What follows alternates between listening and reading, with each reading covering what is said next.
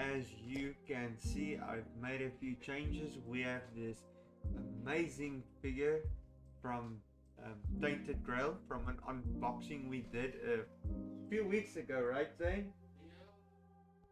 Yeah, about 4 weeks ago we unboxed Tainted Grail, and we got this amazing figure, and I thought my desk looked a bit pale, so I upgraded. we Today's stream is going to be a bit shorter. We're going to cut it an hour because my intern is here, and I would like to mentor him the last hour after time he's here. So yeah, and yesterday I got a few comments I want to say, where people basically just delivered some criticisms.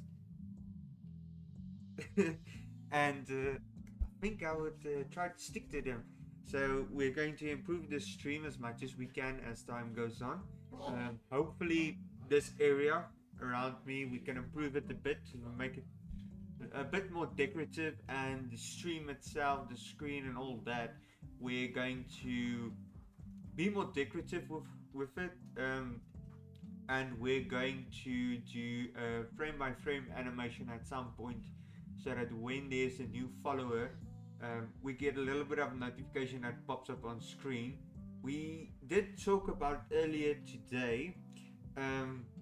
Again, I don't know what's going on, but Daniël wants a certain animation to pop up. Who's? It was Dylan. Dylan!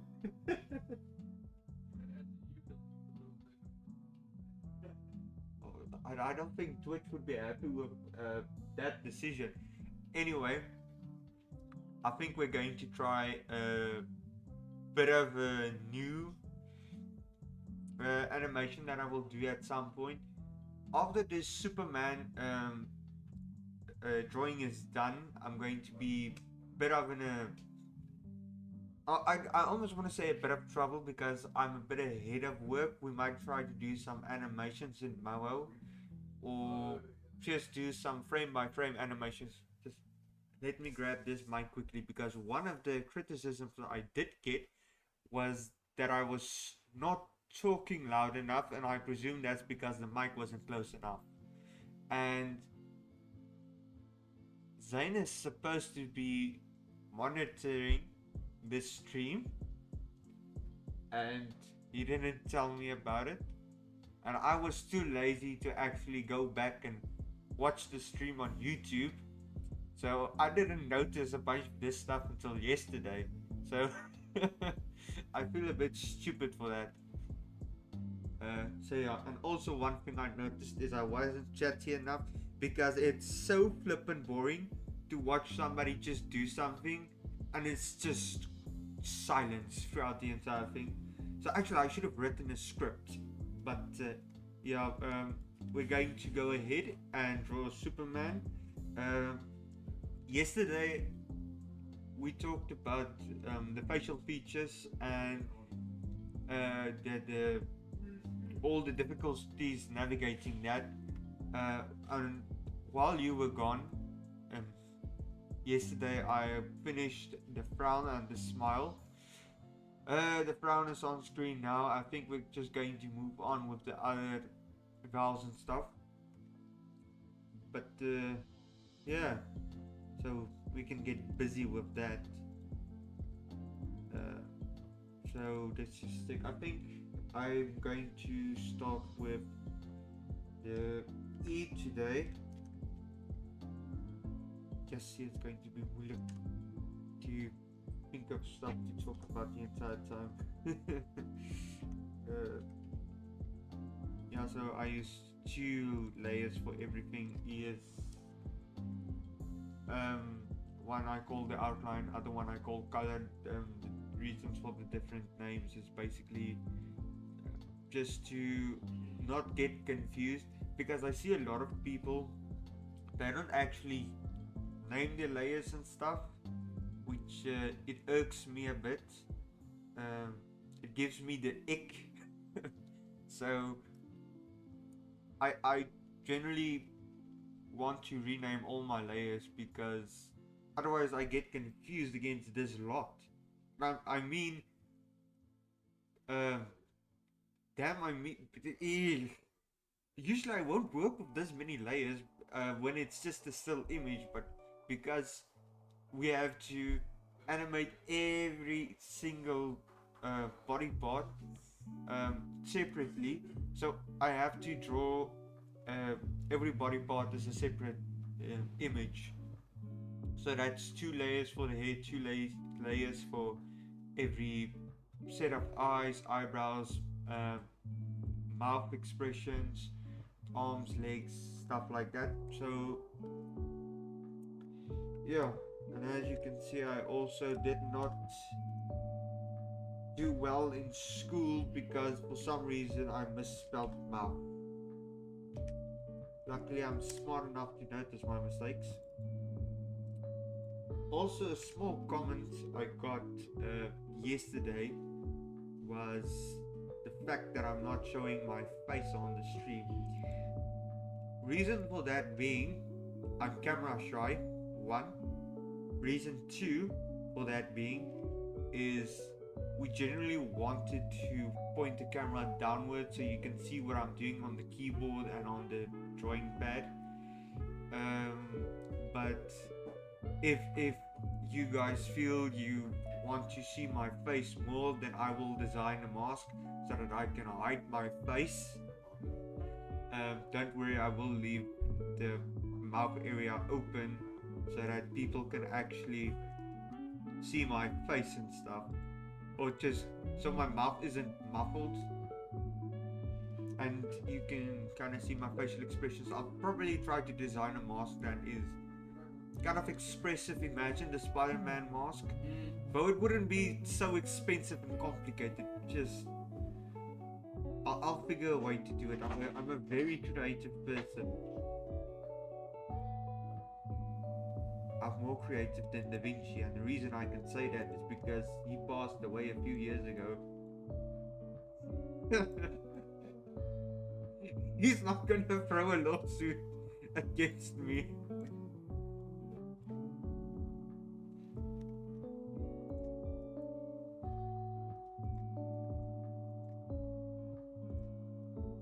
Also, something we did here is we, with the facial expressions, we kind of decided to do a set amount of them because I don't know if I discussed this on stream or just discussed it with the intern yesterday, because I know I did drag him to my tablet to show him a few stuff, but the way we draw the mouths generally with E's and S's and A's, we draw them a specific way because usually when you talk, even though you say the same letter in each word, the formation of the mouth and the lips tend to be different. So when I say A in maybe cat or in car, though cat and car, the mouth formations of the A is going to be a bit different, and those are not very good examples, but they are different. But since we can't really navigate through all those kind of situations within the Moho and the 2D animation, and just because we need to pump out videos at a faster pace, we need to stick to a certain set. Also, you'll see a lot of the facial expressions, specifically the one that irks me a bit is S, T, and C, gets labeled under the same mouth formation, which is understandable, but that also doesn't really work well within reality. And the way it looks also irks me a bit, but I didn't design the SDCs out of my own will. It was Daniël that came to me and just kind of pulled me and says, okay, can you just do it like this? Okay, I'm gonna do it like that.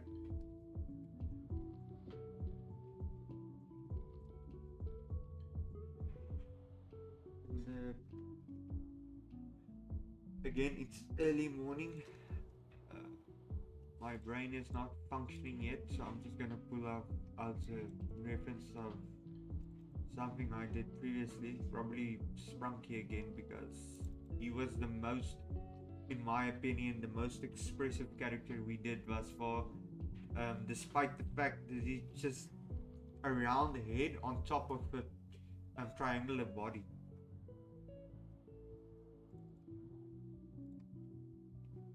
And for me it was really a bit sad at some point, because we did a rap battle with him and Huggy Wuggy, and that did pretty well. I think out of all our rap battles, that one did the best. And because of its success, we tried to do a solo song for Huggy Wuggy and Sprunky. But I felt a bit sad on that one because it didn't do as well as we expected it to do. But life is funny that way. Especially me and my mom talked about this a while back, or way back when, because she sold jewelry, she made them, and she basically said, okay, she made this thing and it's so pretty, it's probably going to sell well. And she also made another one that she thinks doesn't look well, but she don't have the time to waste and redo it, so she just takes it to the shop to sell. And for some odd reason, two odd reasons, one of them is I'm working on the wrong layer again. The other odd reason, people tend to buy the things you would think wouldn't sell well. So the thing she thought was pretty didn't get sold at all, but the thing that was disgusting, it sold within a few minutes. Now please explain that to me. And that happens a lot with our videos, where we think, okay, this video is going to do really well, then it doesn't. Then the next video we think, okay, this one is not going to do well at all, then it just surprises all of a sudden.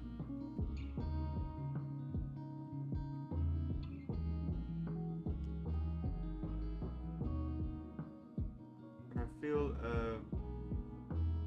a general mistake we made, not we, that I made with the facial expressions at the beginning. You can look at the first few rap battles. I tried making every facial expression look different with the eyes and the eyebrows, but at some point you run out of ideas. It gets a bit difficult, so I kind of feel I shot myself in the foot a bit there. But we navigated that, I navigated that,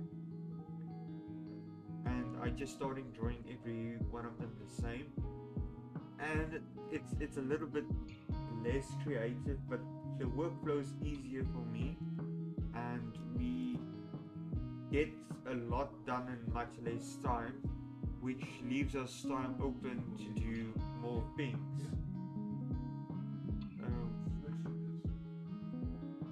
Yeah. Let's just check here. Yeah, again, it's just me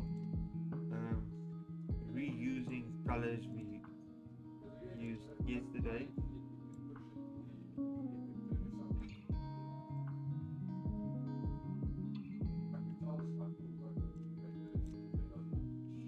So yeah, just get it.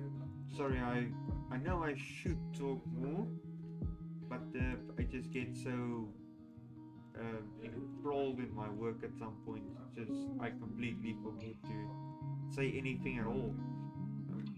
But I'm gonna try to speak more, because yesterday when we at the point when we stopped streaming, I decided, okay, you know what, I'm going to go check the stream myself and see what went wrong, what went well, where can I improve X, Y, and Z. One of the things that really bothered me from the stream was how silent I was.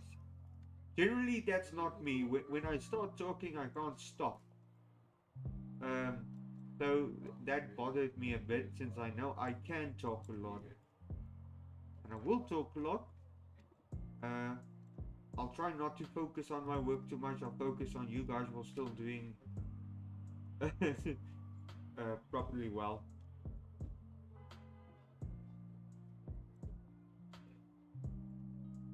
I think I'm falling over my words a bit here. English isn't my own language. So yeah.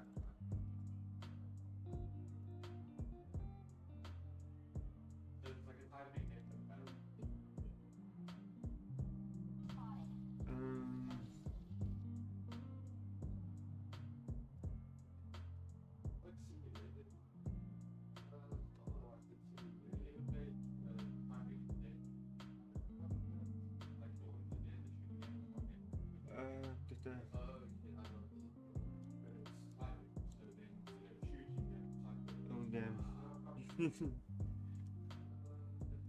Sure, I need to think of something to say. Zane said in the chat he can't hear me, so damn. But he said it like a while ago, so Zane, sorry to interrupt you. Can you hear me on the stream? Because I only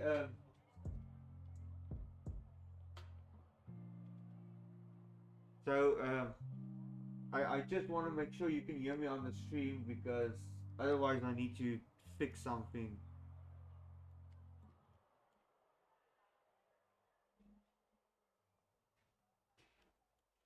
So can you hear me? Sorry. Huh? Come again? Yeah, okay, it's gonna give me a second.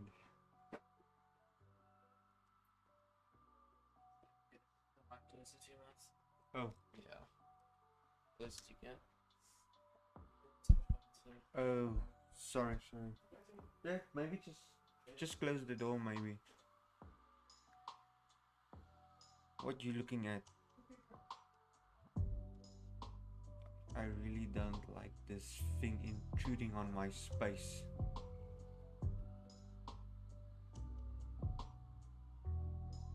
Okay. I'm sorry, I'm just going to have to talk a bit softer at the moment because Daniel is on the phone. Okay. So until he's done with his conversation, I'm just going to not say anything. That also gives me some time to think on what I'm going to talk about. Okay, but it's just also respectful because I can hear you guys from here, so I'm pretty sure you can hear me from that direction. Is that Superman's mouth? Yeah, it's the E for I don't know. It's not close to kryptonite. Wait, no. He's sucked off Brainiac. He's sucked. Okay, Brainiac's brain. Yeah.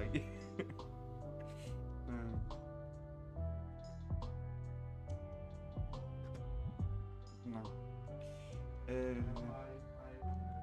Because of me doing. Okay, I'm just gonna rename this stuff because of me drawing on the wrong layers.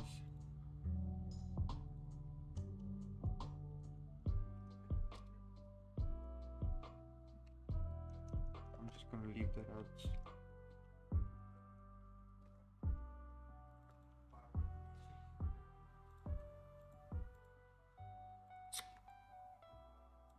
Not only am I drawing on the wrong layer, I'm renaming the layers wrong.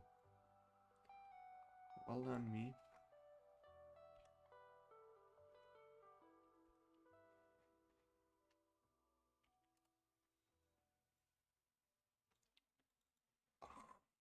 check.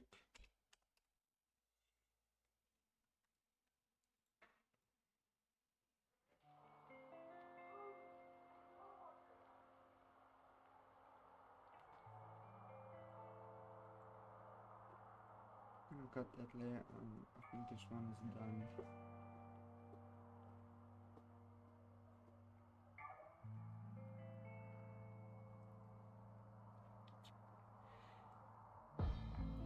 Okay, Dylan's gone now. I can talk again. And yeah, Zane's correct. I'm a very shy person. I think some of you in the chat may know that. Generally, when we started the stream, I was very hesitant to do it. And that's also one of the reasons I don't really want the camera on my face yet. Maybe in the future we'll get to it, but for now I'm just getting used to everything. Also, that's why the whole setup, the sound and everything like that is a bit not what it should be. The quality of the video, the quality of the audio, it's not quite what it should be. But everything at this point is experimental. You can see I even changed the desk a bit, the camera position, the statue I brought in here. It's all experimental, and also one of the reasons we're gonna end the stream a bit earlier today. This besides for the intern I want to mentor a bit today is just to improve the setup so that tomorrow when we start the stream again, it's just going to be, it's going to look a bit more professional, a bit less bland. It's going to look a bit less bland. I did mention earlier about the small frame by frame animation we want to make for every time we get a follower. So that's just something we're going to work on in the future. But yeah, I really hope that tomorrow when you people come in and look or come in to the stream, it's going to look a lot better. It's going to be facial expressions, and we're going to go to mouth. We did E. Sorry, I made a list on my phone to see all of the facial expressions, what it's supposed to be and everything. So I'm not secretly chatting with a girl from a Coldplay concert. It's just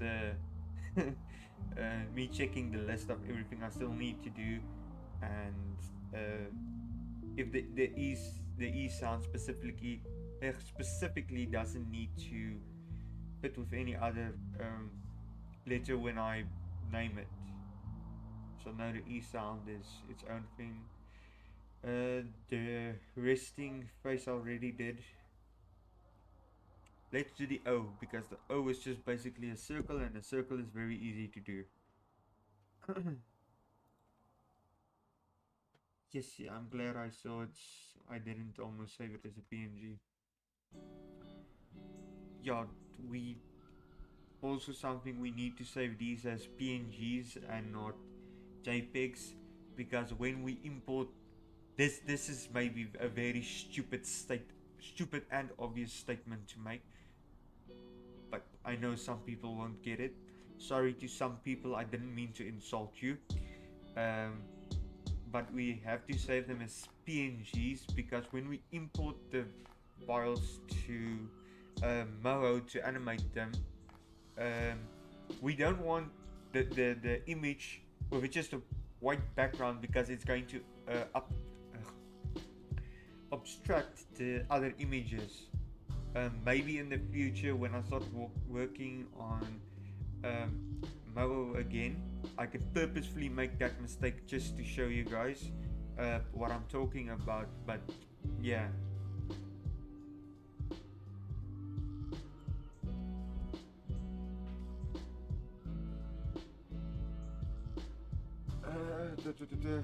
Yeah, outline. Oh, okay. Basically, yesterday, in our discussion, because some of you guys in the chat, um, really stirred the stream in a certain unconventional manner.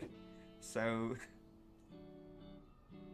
so we basically said we're gonna set aside Wednesdays and Fridays for a more educational type of stream. But I do know myself as a person generally. Sorry for my mispronunciation. My English is very not good. But it is what? Yeah, Zayn is telling me it's getting gooder. Yeah, what was I busy saying? I completely forgot. Oh yeah, sorry. So for Fridays and Wednesdays, we're going to do more educational streams. But the way I know myself and the way I know this chat, the way it's going, is that's not going to happen. Each Wednesday and Friday, I'm going to have to think of an excuse to please explain to Daniël. By the way, I'm sorry, Daniël. It's not what I want, it's what the chat wants.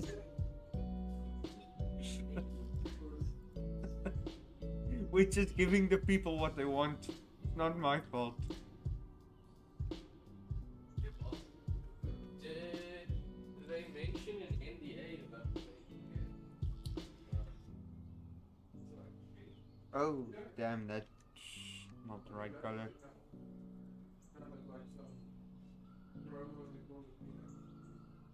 Sorry, yesterday we did discuss the reason I use green for the outline, or the specific colors that I use.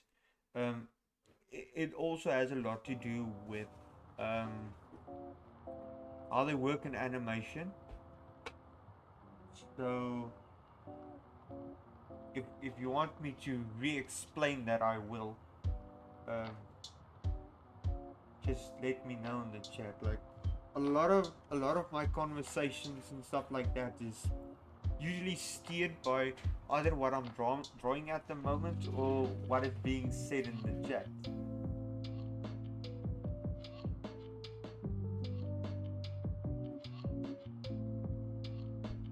Also, I feel it's very commonplace within streams to call a chat, so I want to call you something else, and I promise I won't call you a congregation, because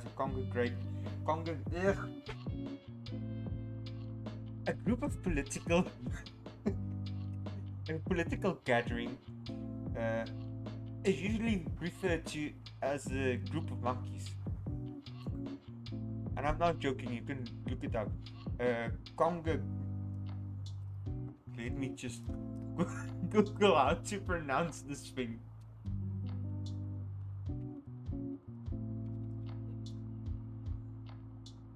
Congregation is referred to as a group of monkeys. So I do not know why it has also some political nonsense with it. I really just need to, like, you guys know, some people go to sleep with audiobooks and stuff like that. I need to go to sleep at night with a dictionary playing in my ear.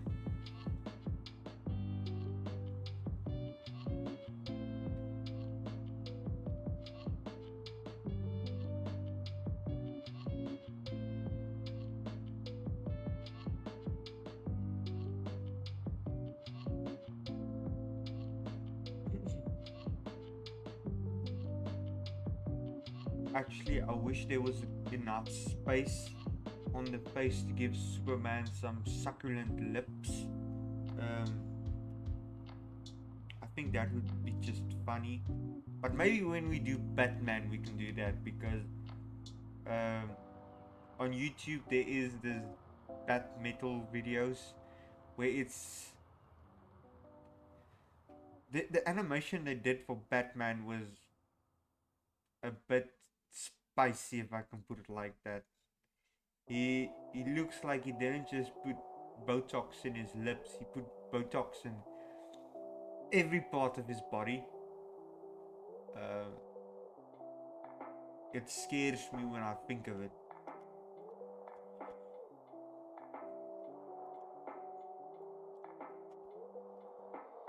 And you guys know I can't wait to finish up this facial expressions of Superman, because the facial expressions are, I tend to dislike this part of the character design the most, because it's the most tedious.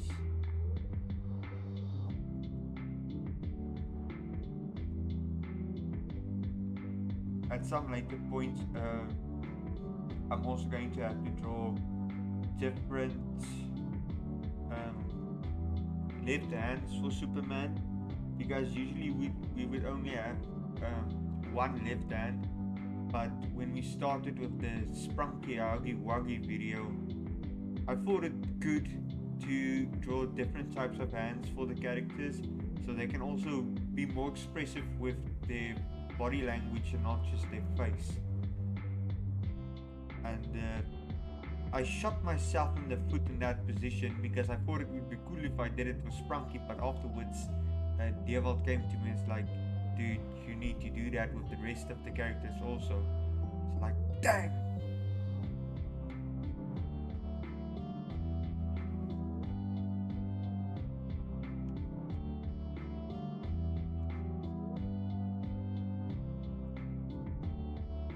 Yes, I told myself I need to chat a lot, but you guys are extra quiet.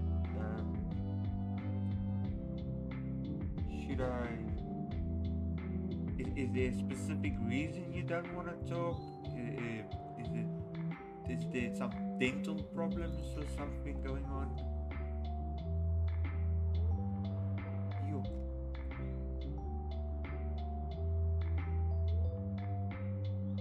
Even Zane is quiet. Well, he's supposed to be. He's working on a video.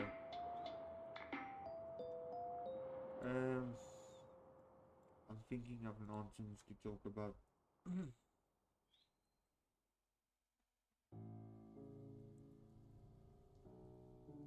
Also, we can talk a bit about politics.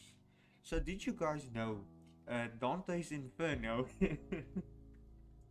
Actually, it's a very political book, because the characters in the book was sort of inserts, and a lot of the layers of hell that he did were aimed at current political figures he didn't agree with.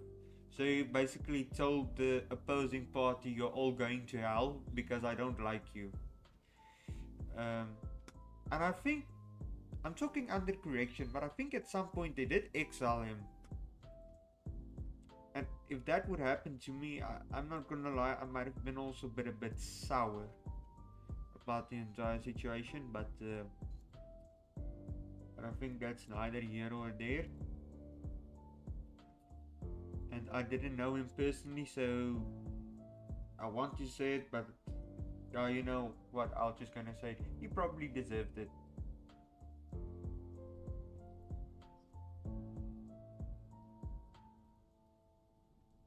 Even though that the book he wrote became somewhat of it had a deep cultural impact of how we view hell today.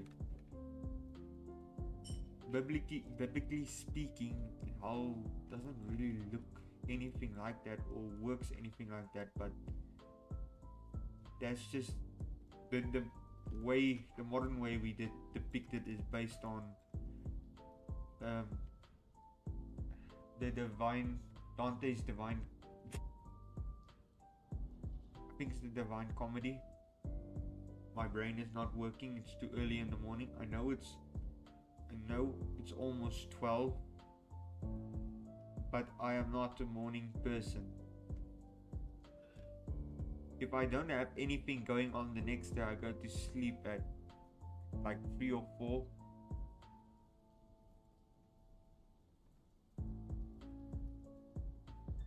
And I know Dewald and Dylan, they won't be able to scold me for that and getting tired the next day at work because they're guilty of the same sin. Actually, that should have been a sin that should have been in the 9 circles of hell. It would have been the 10th circle. It's getting sleepy to work.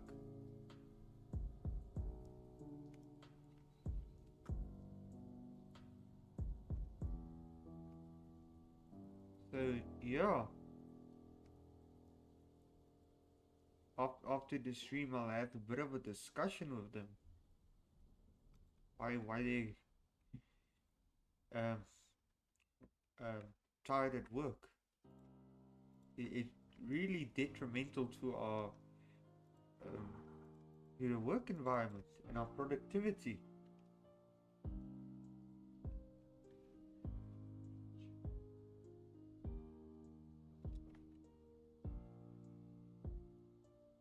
Sorry, I just got a call from a random number and I don't pick up those. When I was still job searching, I would usually pick up those numbers because maybe it's the place I applied for that's calling me. But now I have no reason to pick up those numbers. We got a job. And it's so funny how it works. Me and Zayn had this discussion a while back because he experienced the same thing. When you apply for a job, usually you get a message back, and the message say, we're going to look at your applications and stuff, your resume and all that, and if we don't come back within 2 weeks, just assume you didn't get the job. Fine, 2 weeks go past, you assume you didn't get the job, but now you're unemployed, and you can't stay unemployed because you have to make a living, so you do go search for other jobs. Long story short, I did do a lot of applications and I ended up at E.I.E. But then a few months later, after I landed a job here, these, I almost want to say, I don't know what I'm allowed and not allowed to say on stream, but the most vulgar cuss words you can think of, those type of people, they called me back and they sent me emails and stuff. Hey, are you still interested in this job? No, I'm not. You should have asked me 2 weeks after I applied. You mampara.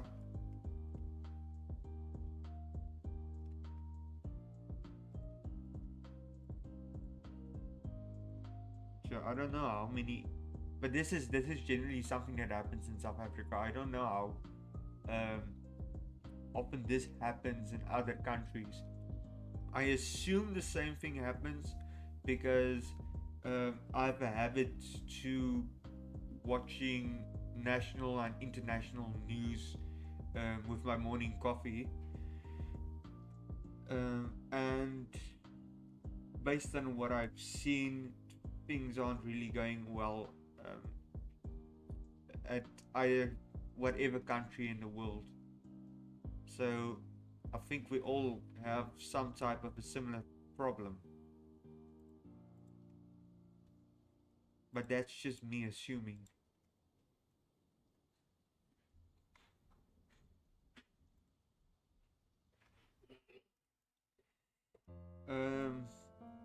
Yeah, when I did the facial sketch for the A sound yesterday, I did mention that the A and the L looks very similar, and basically the only difference is the L is a bit smaller and with the tip of the tongue touching the roof of your mouth. I know there's a term for that, but my English isn't developed enough to know what that term is. So what I'm going to do is I'm just gonna draw the jaw a little less open and the mouth less wide. If I could just here's the layer.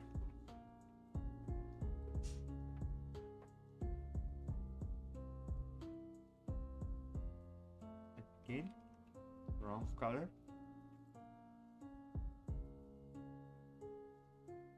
And it doesn't have to be by a large amount.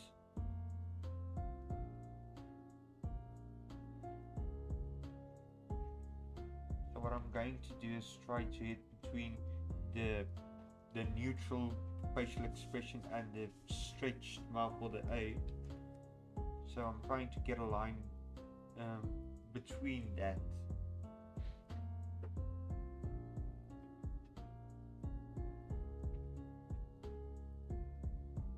Also, I know I tend to get a little bit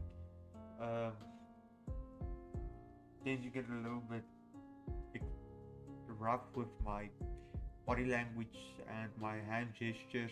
So if that ever gives you motion sickness, look at this fella. He's so pretty and everything. He's a model. Just look at him. It will stabilize your mind.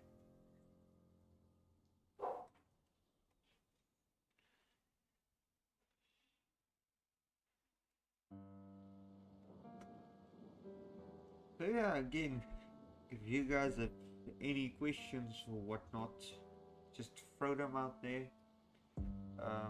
Again, when I get to talking, I can't stop. So, and I think you can even ask our intern. He knows at this point.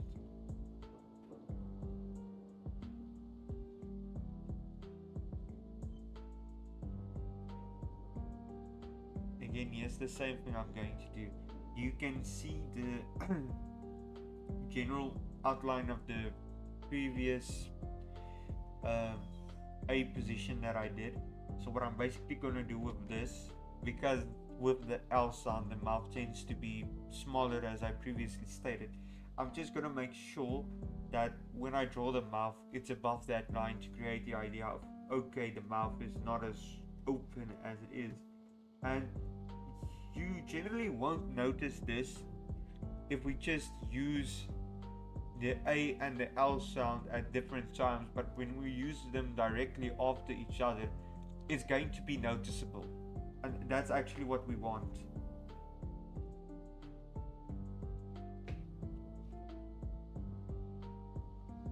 I didn't think they picked it up. Oh no, they did.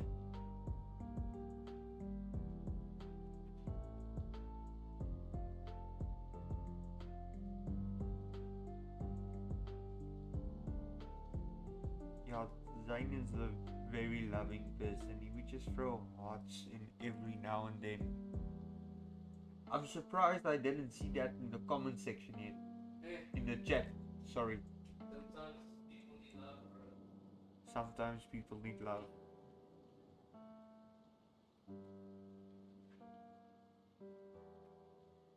So if any of you guys feel that you need love in your life, you can just go to Zayn. I don't know if he posted the video yet, but there is a new video. Did you post the video yet? Which one? The Withering Waves one. Not yet. I need to do some changes on it. Okay, so he in the near future is going to post a video. So if you need some love, you can just go to the comment section and ask him for some love. Pretty sure I roast the audience in every one of the videos. They understand it's tough love. It is tough, bro. It's tough love. Sorry, kid. I'm just gonna go buy some milk. Will you come back, Daddy? Are you an NBA star? Maybe. I'll think about it.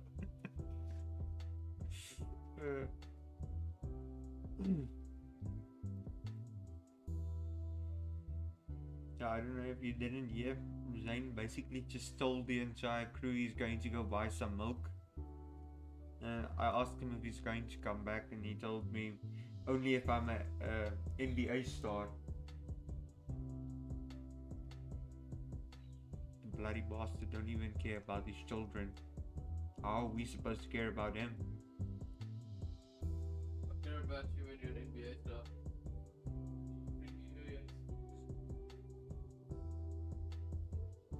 You're supposed to be the provider of the household. Yeah, bro, I provided my nuts to your mom.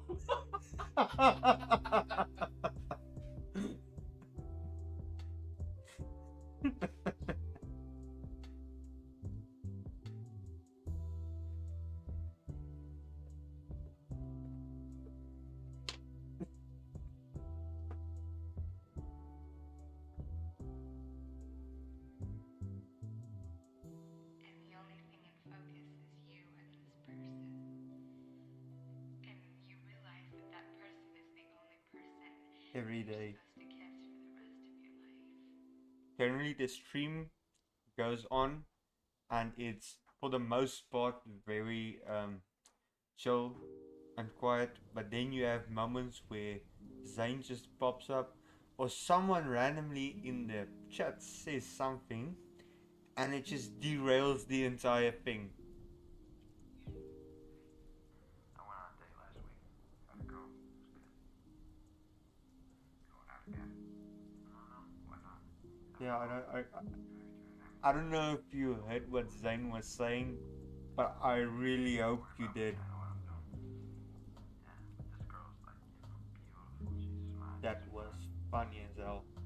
Different from most of the girls I've been with. Girl, whatever. I don't know if the jokes he made are said out of personal experience, or if he just thought of them. Zane, I'm sorry, I'm taking you really low at this one.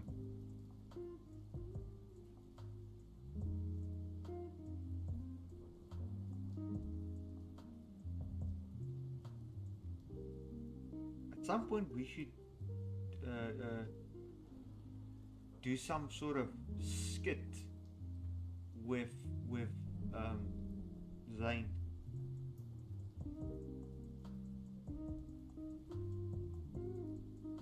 He's a zany guy. Yeah.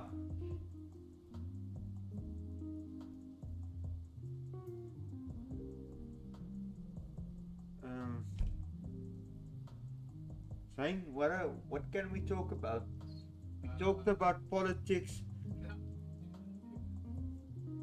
We talked about when did Dante's Inferno come out? We talked about long ago politics.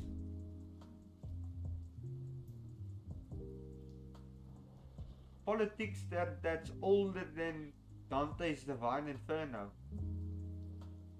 Not the. Yeah, it is.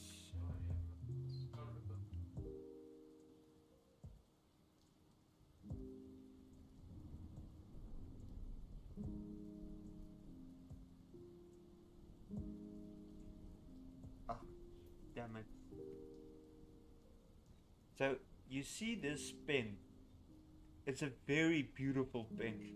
It's the most perfect pen I've seen in my existence, which is basically 23 years. But sometimes I just want to take it and throw it across the room, and hopefully it doesn't hit Zane. Luckily Zane's in the office at the moment, so he's safe. Luckily it doesn't hit, or hopefully it doesn't hit the intern. We're gonna have to do some crazy bouncing to get to me, but like, Do not, could happen. dude, do not,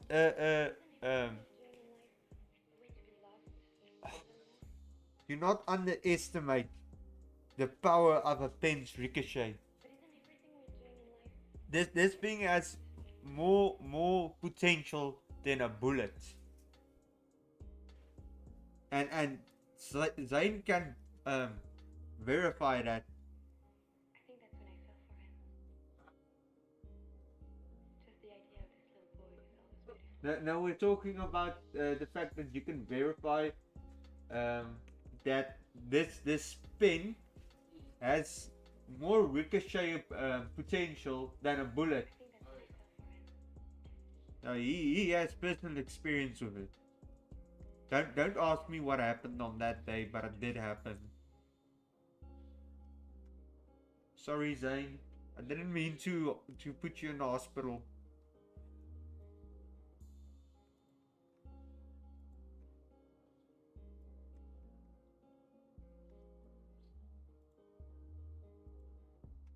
This is a You couldn't possibly know why. very violent work environment.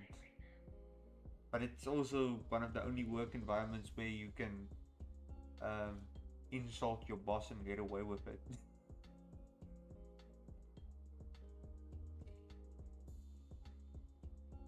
The only problem with that is sometimes they insult you back.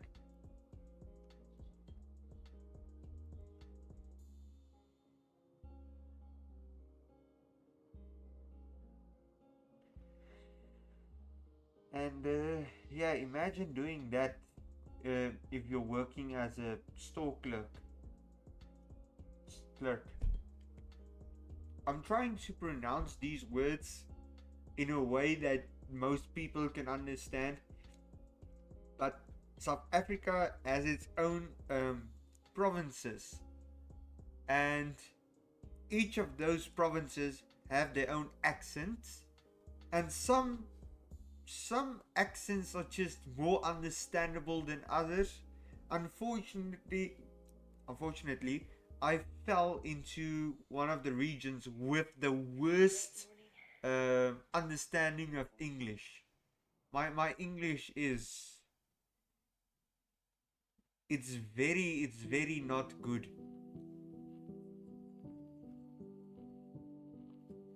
Me and Zain, or Zain and I,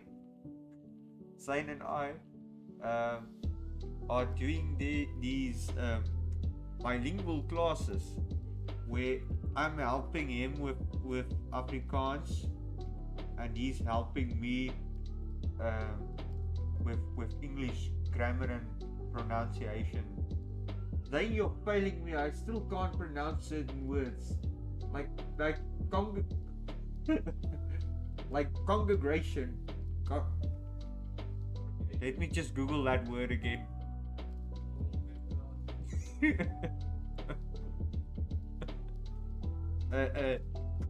Dylan, we have a small problem.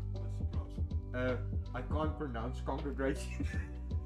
Well, can you say conglomerate? I don't know. Also, Zane said the other moment he's going to go buy milk. I don't know what that mean. What the meaning behind that? That could be right. So, that's when you become a basketball though. He's going to the shop for cigarettes and milk.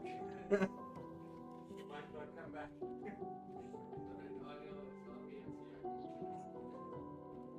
Yes. See.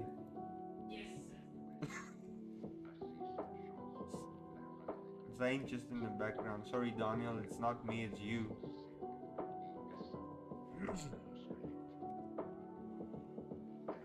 What's a violent environment?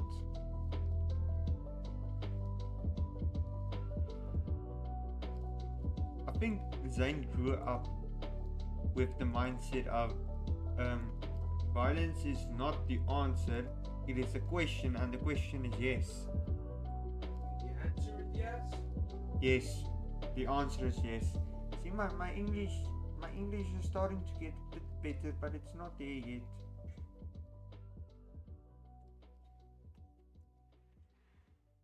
Yesterday, my grammar was at the level of a grade 1 child, but now it's at the level of a toddler. That's going backwards. I know. Ah. If I just randomly say stuff, that's because I'm talking to the other people in the office. I really hope you're able to hear what they're saying, but just based on the fact that you couldn't hear what I was saying with the mic standing a few centimeters further away from me, I doubt a bit that you can. But there's a lot of violent, fatherless jokes being made in this office at the moment. Fatherless. Oh, okay. Violent and fatherless jokes.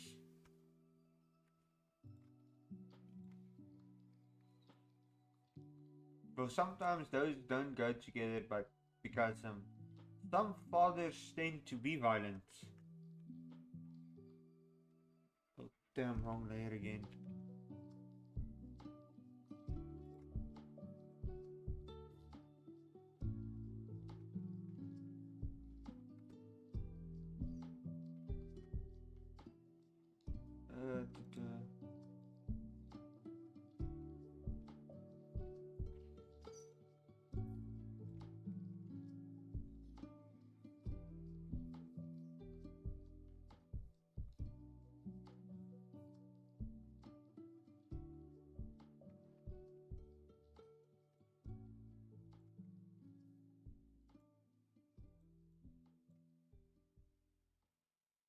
Yeah, I'm just gonna turn on the previous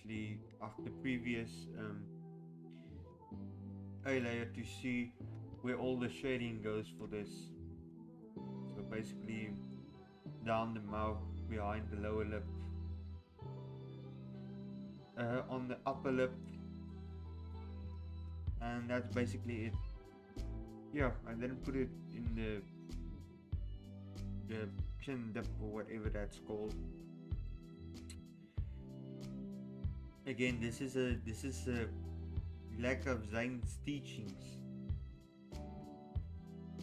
He's failing me.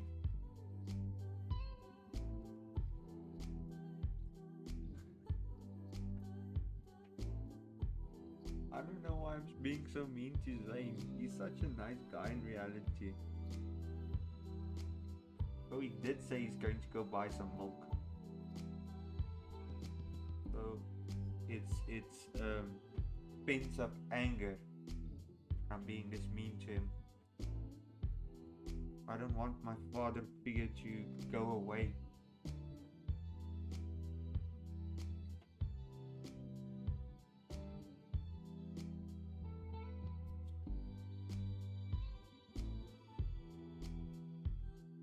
I don't think a lot of people expected office to be this way. Unfortunately, it is, and we as a society just need to deal with it.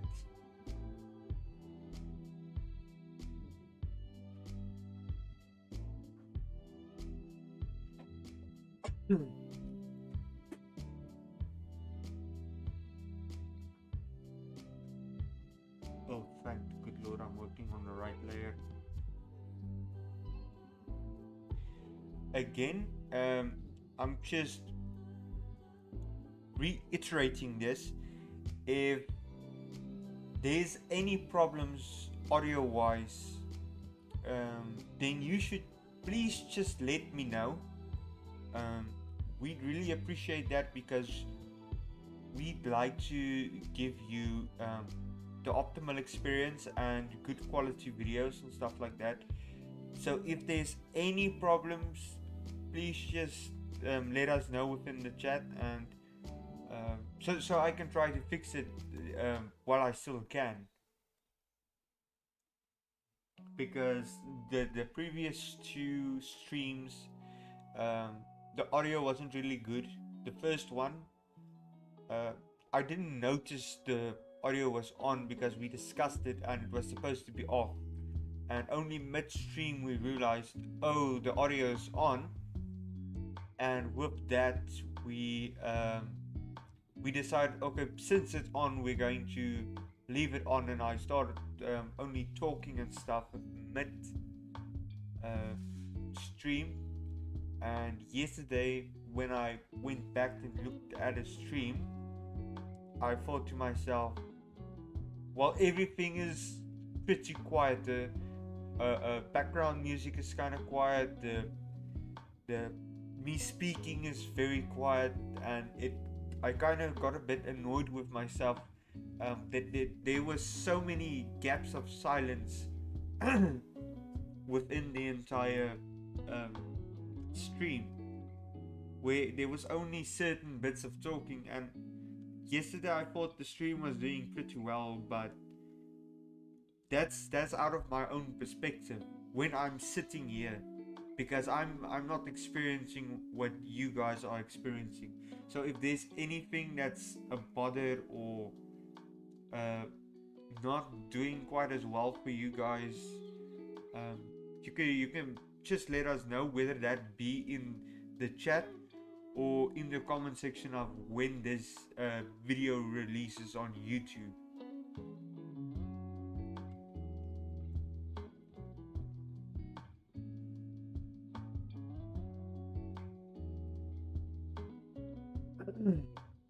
So for any digital artists in the chat, how many of you get like super annoyed when you also draw on the wrong layer? Because I know I do, and I get the impulse to resort to violence. Violence is not the answer, it is a question. And the answer is yes. But do not tell your parents I told you that, because I'm supposed to be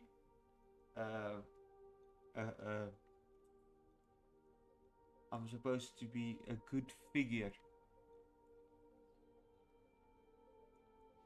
This is a responsible environment. This is a educational environment. We're not doing anything illegal here, though I don't make any promises on that. I cannot foresee the future, but I can make guesses, educated guesses. And as things are going at this moment, nicotine, amphetamine, alcohol, we might introduce some stuff that shouldn't be introduced. Obviously, I'm joking. I don't even know if I was supposed to mention those stuff in the first place.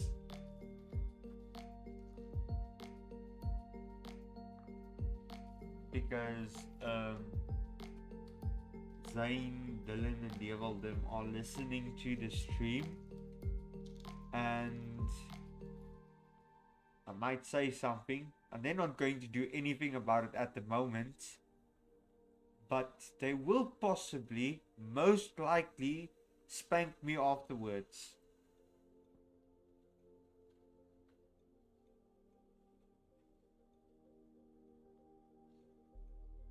Especially, I think especially Devil.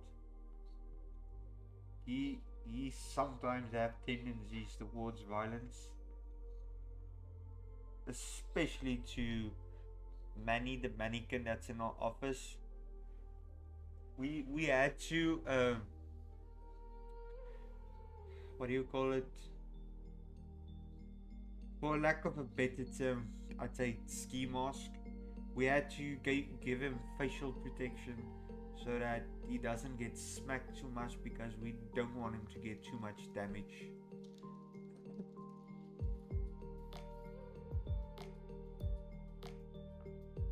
Also, I just want you guys to take into consideration, I talk a bunch of nonsense. Don't take everything I say seriously. It's just laughs and giggles. And I'm saying that because I am actually afraid that there is someone that would randomly just watch the video on YouTube and take it seriously. That did happen. I know of stuff like that happened in the past. So I need to make that clear, because I'm afraid somebody might take that seriously and call Child Protective Services on us to protect me and Zane. especially me, since age-wise I am the baby of the office.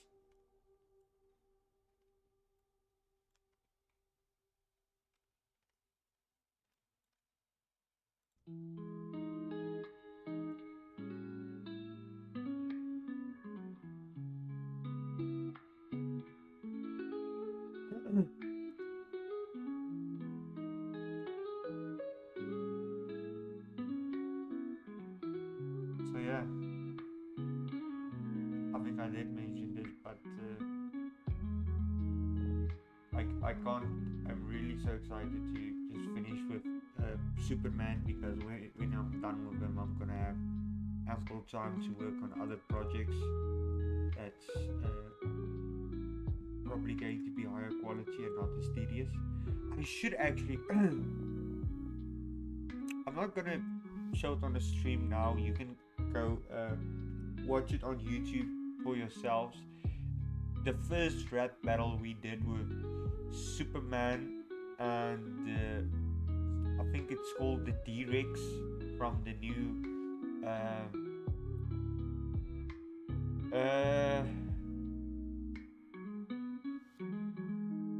why did the movie escape my name? The new Dino movie of 2025.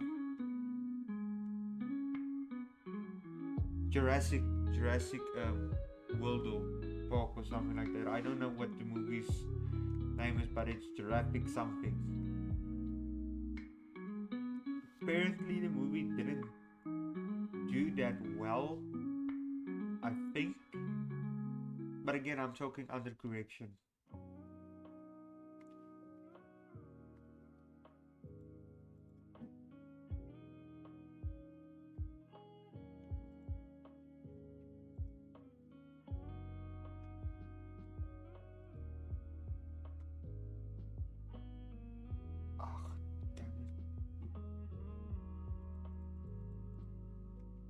I don't know if any of you guys have watched videos from I'm thinking of Uncle Roger, for example, now, but he has this specific catchphrases he throw out, and I don't know if it's actual words of the language, but specifically Aya and Fuyu. I think we should throw some of those words in, because sometimes when I make mistakes, I have a tendency to scold the tablet in Afrikaans. So I think we should just start using those words.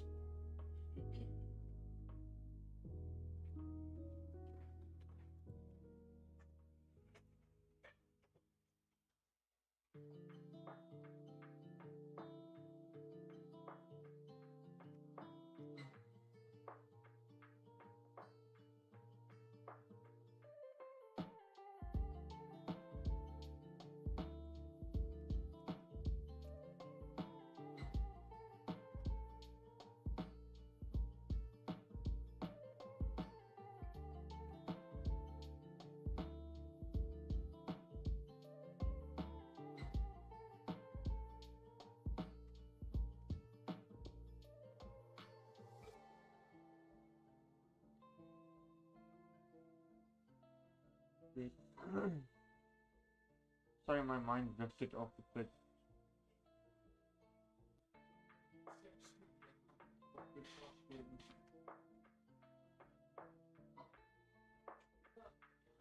Okay, I think that's fine.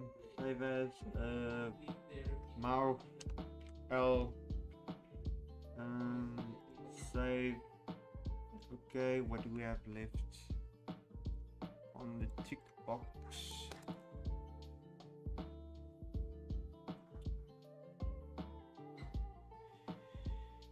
We have two left. We have the B/F, and then we have the STC, which goes together as one thing.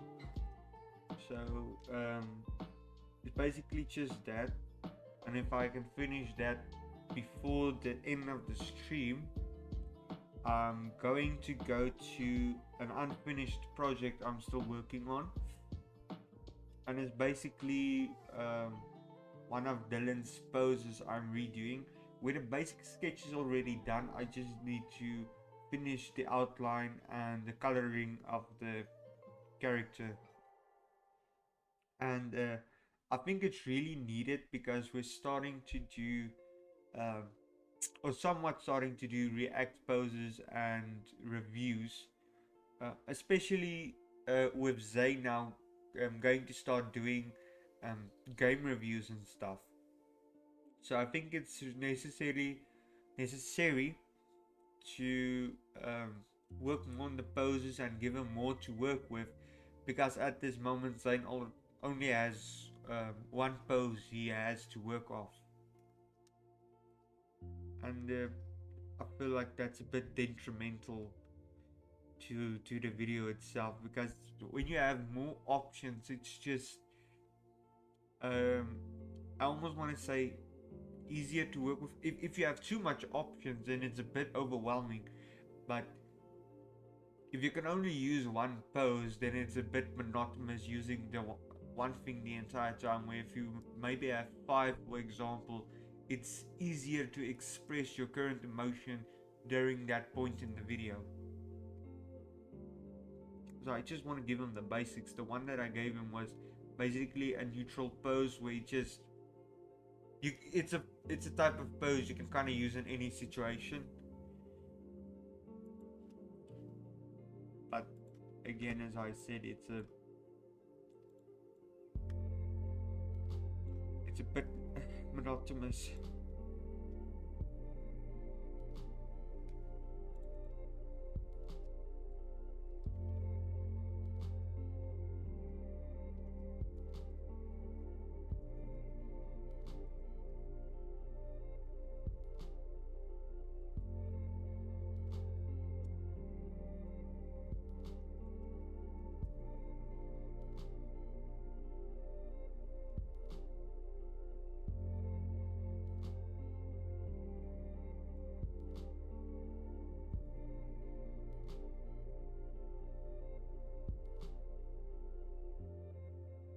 Also, again,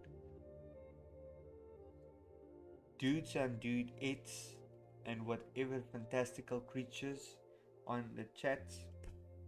If there's any questions, if there's any opinions that's to be made, please do so. I really appreciate any comments, or if there's other digital artists at this point, any comments would be appreciated, because, or criticisms, because that's how we grow. And I want to be able to grow as an artist at this point, and also give you guys a good experience at the same time with optimal audio, and for lack of a better term, more engaging stream, because at this point there's not a lot of comments in the chats to react to. So if you at any point make a comment, I'll probably react to it.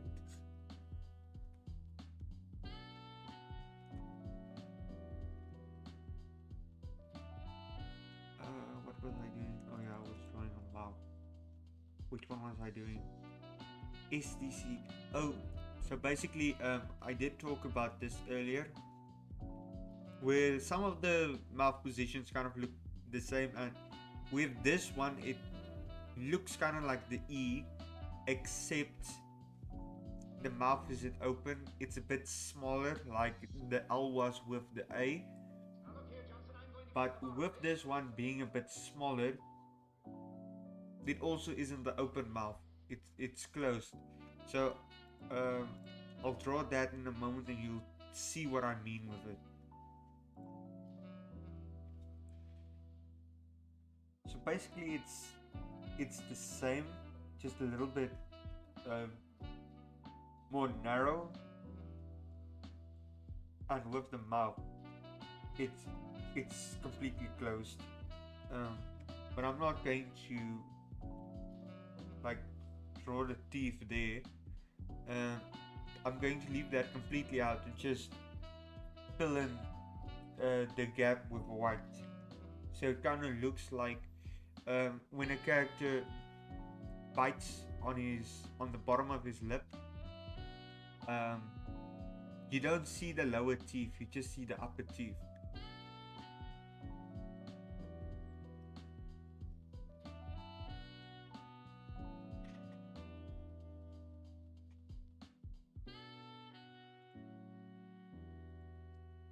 You'll see what I mean in a minute.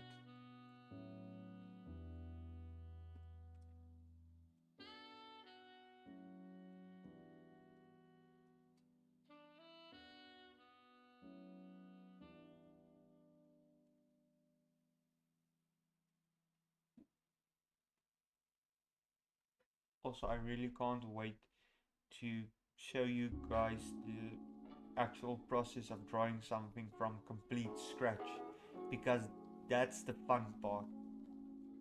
That's why I really enjoy your poses, because I'm working on one single pose at a time and not having to take in consideration how all these parts need to fix into one another, and how to make the movement look consistent when you import these images into Moho.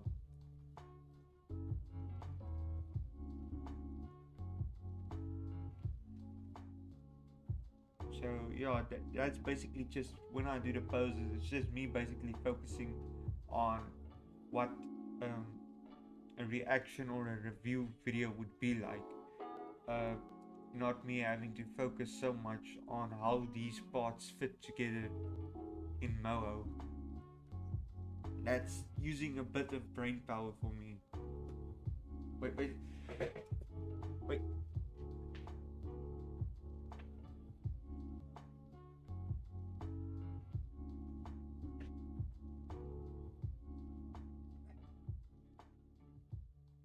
Me having to use brain power.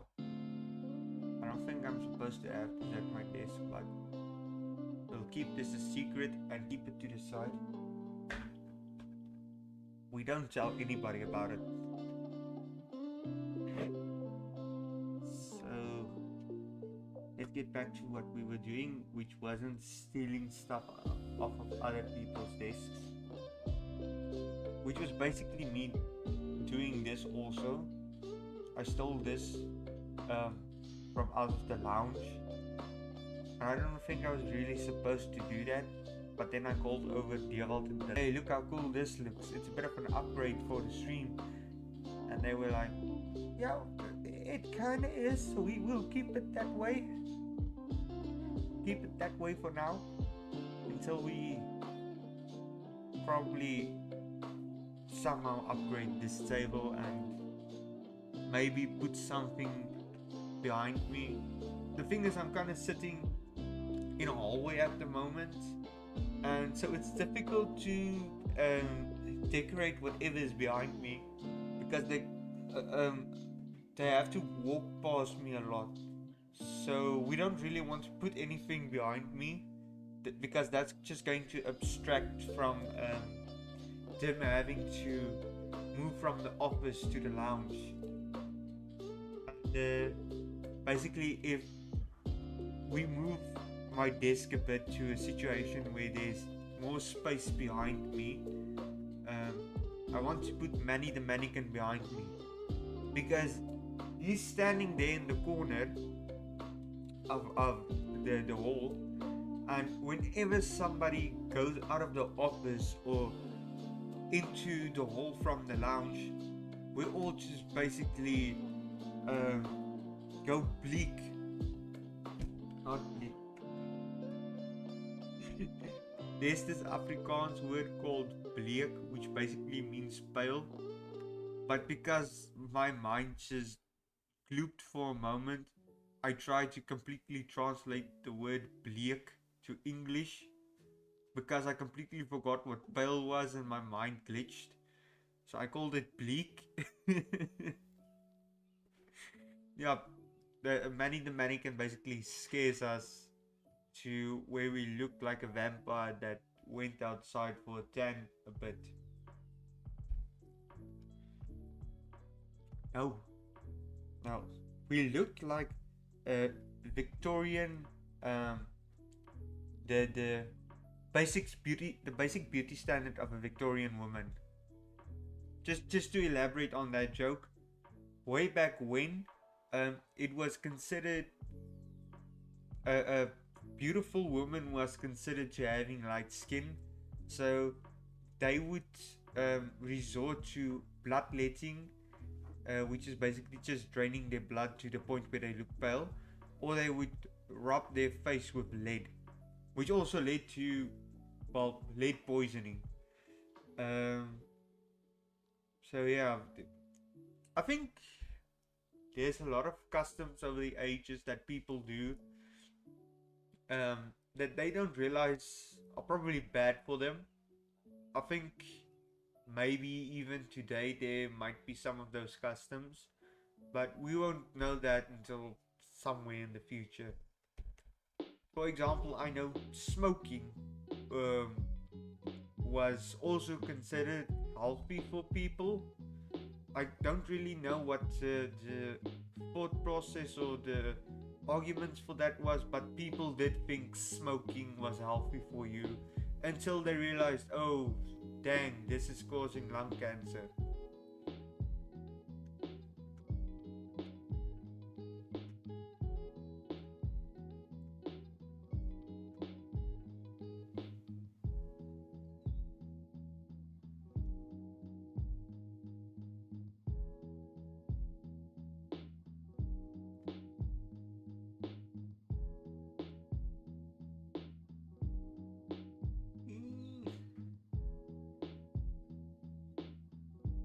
See, the thing is,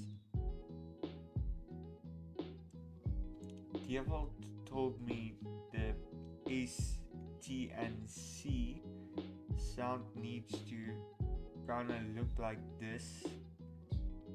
I disagree a little bit with that sentiment, because looking at this, it's not necessarily a S, a T, or a C. Maybe a C, I can imagine. T, not so much.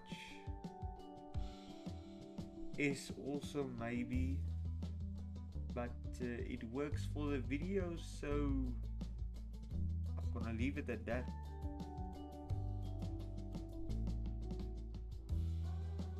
Daniël is happy with it. So I'm gonna be happy with it. I'm not gonna argue with the man too much, or maybe not at all. Sometimes when we plan the videos, I do tend to throw in a suggestion or two.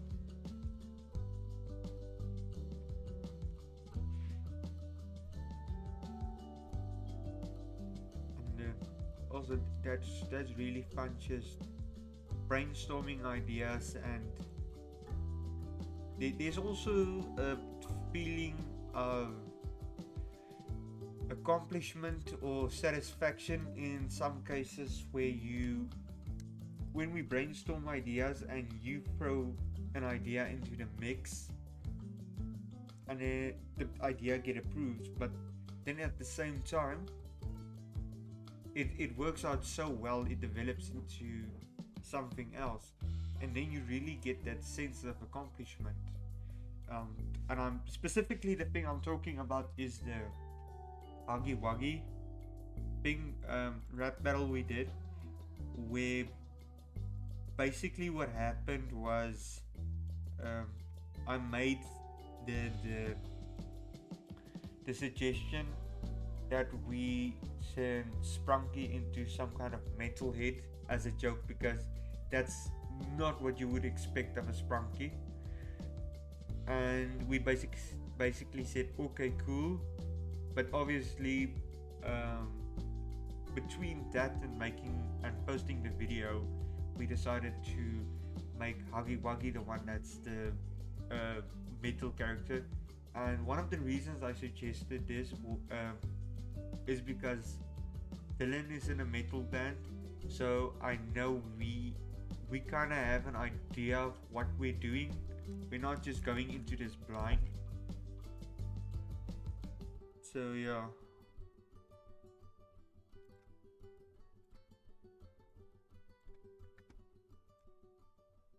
I don't know if you guys are metalheads, you can go check out Dylan's band. They're called Eat the Elderly. Yes, it's not a mispronunciation. They do tend to consume older people. The band's name is Eat the Elderly. I do not judge them for being cannibalistic. We aren't judgmental in this office. Everybody has their quirks. Dylan has his quirks. Zane has his quirks. Zane probably has 1, 2, or 3 children out there somewhere in the world that he made the excuse to go buy milk and nicotine. Sorry, Zane.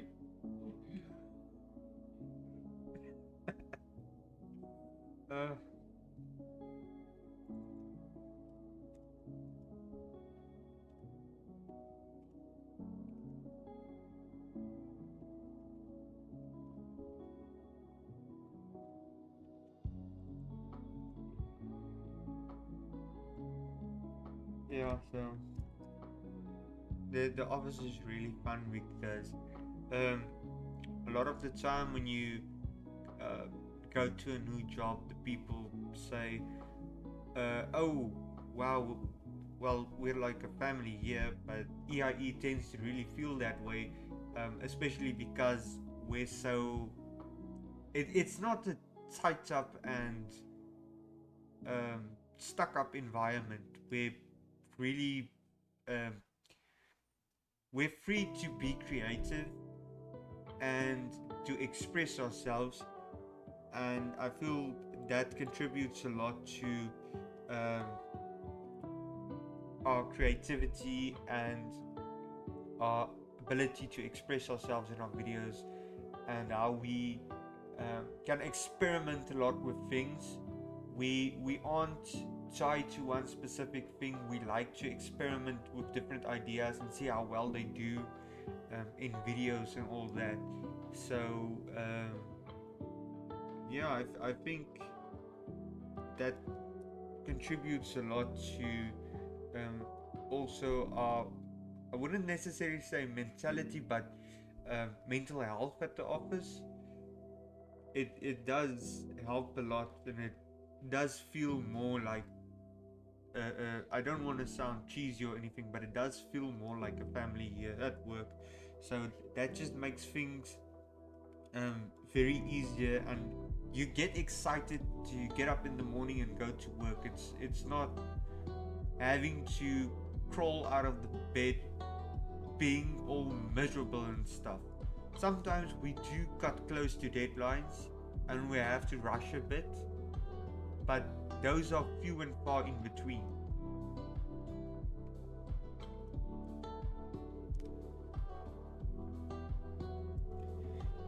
And this is one of the reasons I rename my stuff, because me talking so much nonsense, I tend to forget what I'm supposed to draw. Then I just look at the layers and I'm, yay, I know now what I need to draw.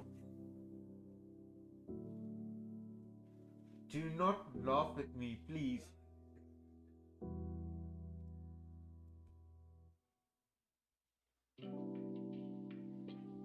And I want the stream to be a yap fest, because that's how we keep people's attention, right, guys?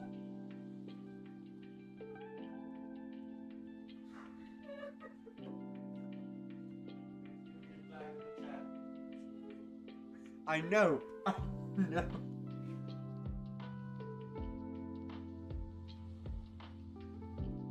what Zane doesn't know, he might give me some nonsense in the chat, but what he doesn't know is I'm the one with the mic.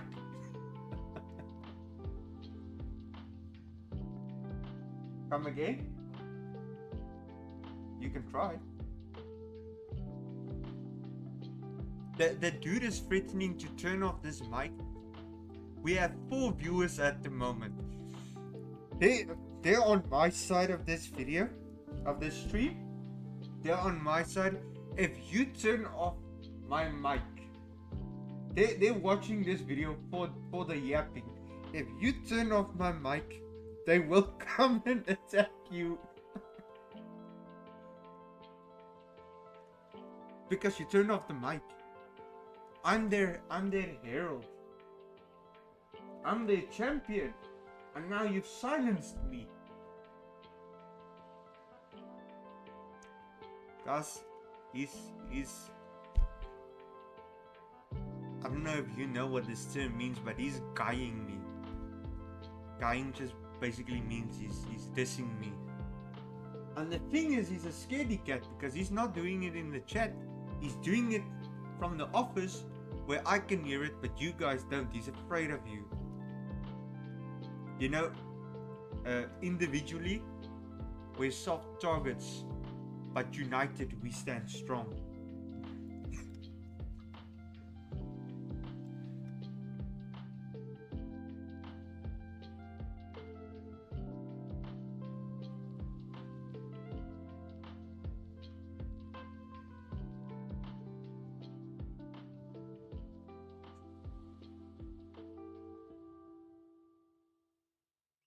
And Zane is in the chat.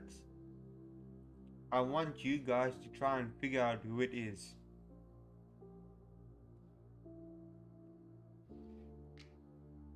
In the chat.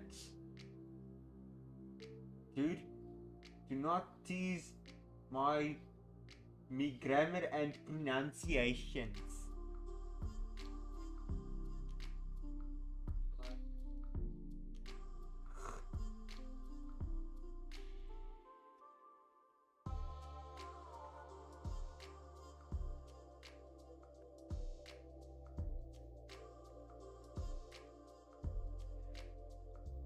Freedom is so close.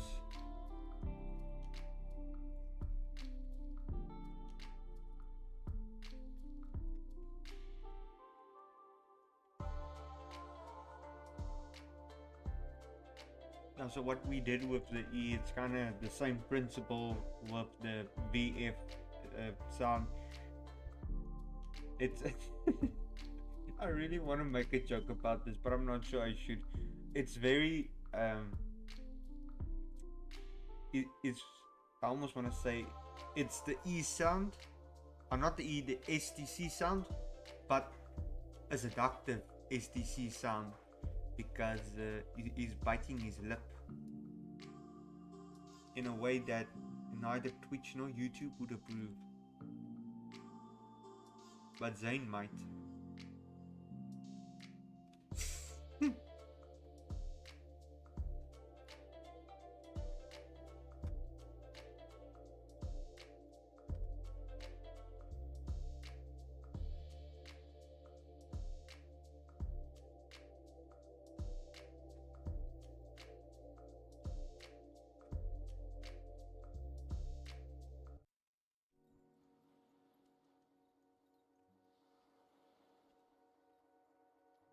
Guys, I have an announcement to make. I have freed myself from the tyranny of Superman, and now I can work on the Dylan pose. I would have worked on the Zane pose, but he wasn't nice to me today.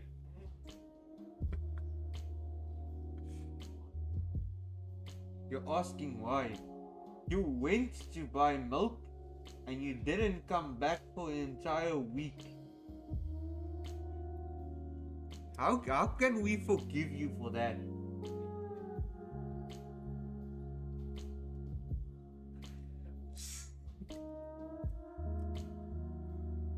mine is full of excuses. Oh yeah.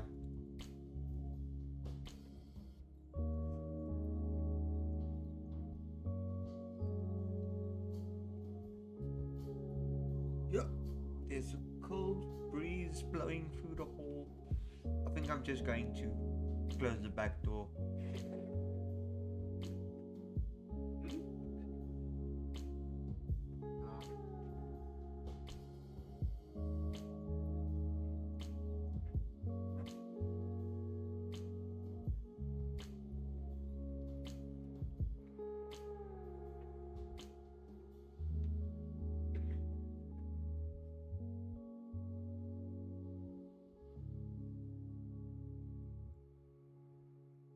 So, I don't know why this is. When we got to work here, me and Zane both got our own things as users on the PCs and stuff. But at some point, I don't know if I said something wrong, if I did something wrong, but my PC decided to delete himself off camera. So we came back the next day and it didn't want to turn on. Dylan spent the entire day doing an autopsy on my PC. Needless to say, we couldn't help him. So I had to start using or working on Zane's desktop, and when I downloaded Critter again on his desktop, Critter was being full of nonsense. So now I'm sad. Oh, so basically I'm just quickly going to explain this. This is a previous post I redid for Dylan. This one is the one I'm going to redo now. So basically I had our intern start with this, just to give me a bit of a head start while I'm working with other stuff, so he can submit the work he did to me and I take it from there. So I'm just finishing what he did, and he imported the reference images, so I'm just going to take it from there. So this is a half done work. I'm just here to kind of finish it. So sorry that I apologize that you guys weren't here to see the entire process of that, because that's something I really do want to do, is give you guys the or to let you guys see the entire process from beginning to end. But unfortunately we do have a bunch of half work. So basically what the stream is for is to show our viewers on YouTube what the process is like and how we go through everything. But unfortunately with a lot of these half-end projects, you are going to tune in and see a lot of stuff that's not been, or you're not going to see work that's been done from beginning to end. You're just going to see them from midway to end. And from my part, I apologize for that. And that's not really how I wanted to do this. But at some point, we are going to get to a position where all these projects are done, and from there you will see every other project from beginning to end. So I can't wait until that point comes, but until then you have to kind of bite on your teeth and wait for that to happen. So I don't need the references anymore because I already did the sketch. Only thing left to do is the outline and the coloring of it. And as you see, I didn't really stick to the sketch here. Reason being is a lot of time you make the sketch, and when you start drawing you realize, okay, maybe what I did during the sketch isn't something I like or something I want, and you change it up a bit. And a lot of time also something that happens with this is we tend to make mistakes, and by mistakes I mean you're working on your project and you do something that you didn't intend it, but afterwards you look back on it and you think to yourself, well, okay, maybe I didn't intend it, but this actually looks better than what I did intend. So you make mistakes you made is something you actually decide to keep, instead of undoing it and redoing it the way you would like to. And that's basically just what happened here. Just to give a quick explanation of why this line is just in the center of everything and not where it's supposed to be. And these two lines, basically what they're supposed to represent is the outline. Oh damn, why is it white? It's the outline of the shirt, and with the inner one it's the seam of the shirt that goes from the shoulder to the from the neckline to the shoulder. Actually, yeah, it's actually more so on the back side, not on the front of the character, but just for argument's sake we're going to leave it there. Actually, I have a better idea. When somebody says I have a better idea, be scared, because you don't know what that idea is.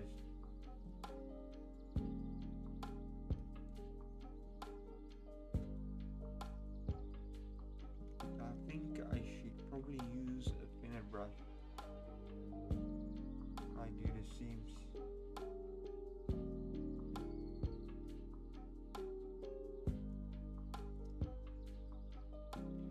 Again, at some point I would really like to start using the paintbrush, because I just feel it's so fun to draw with this one.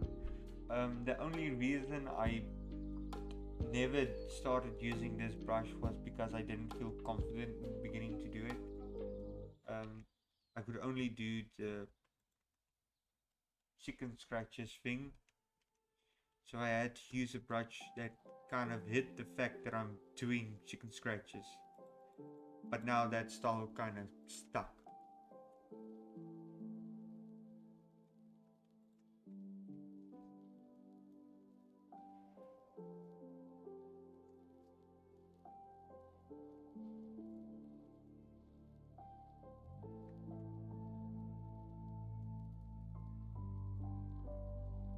I'm sorry if that made you nauseous.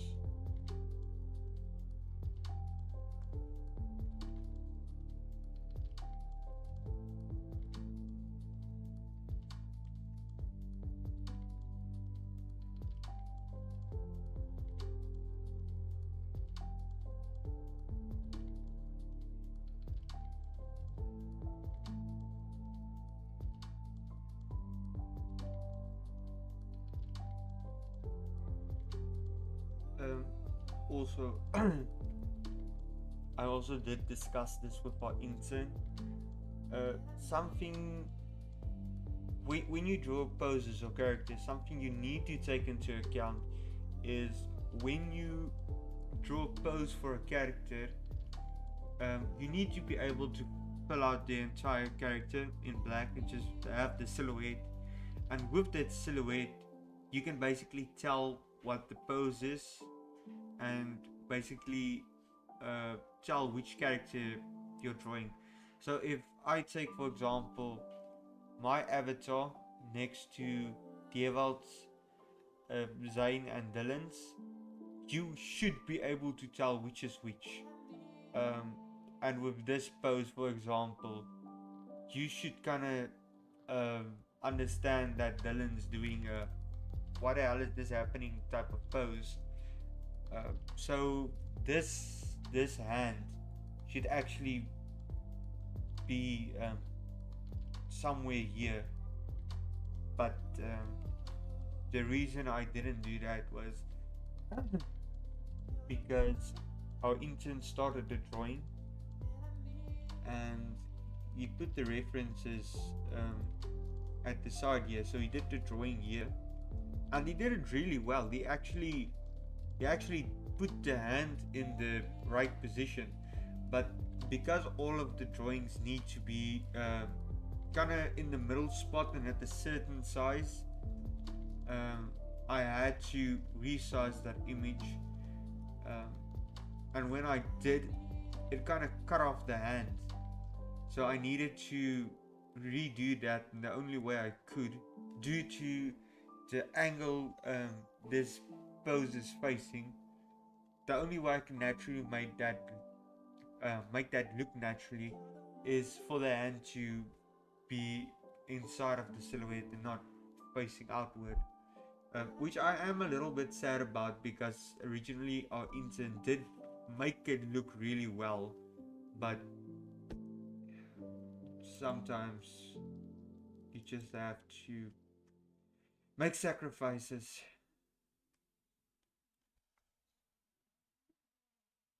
Again, one of those positions where you have to break the rules because you think it's gonna look better.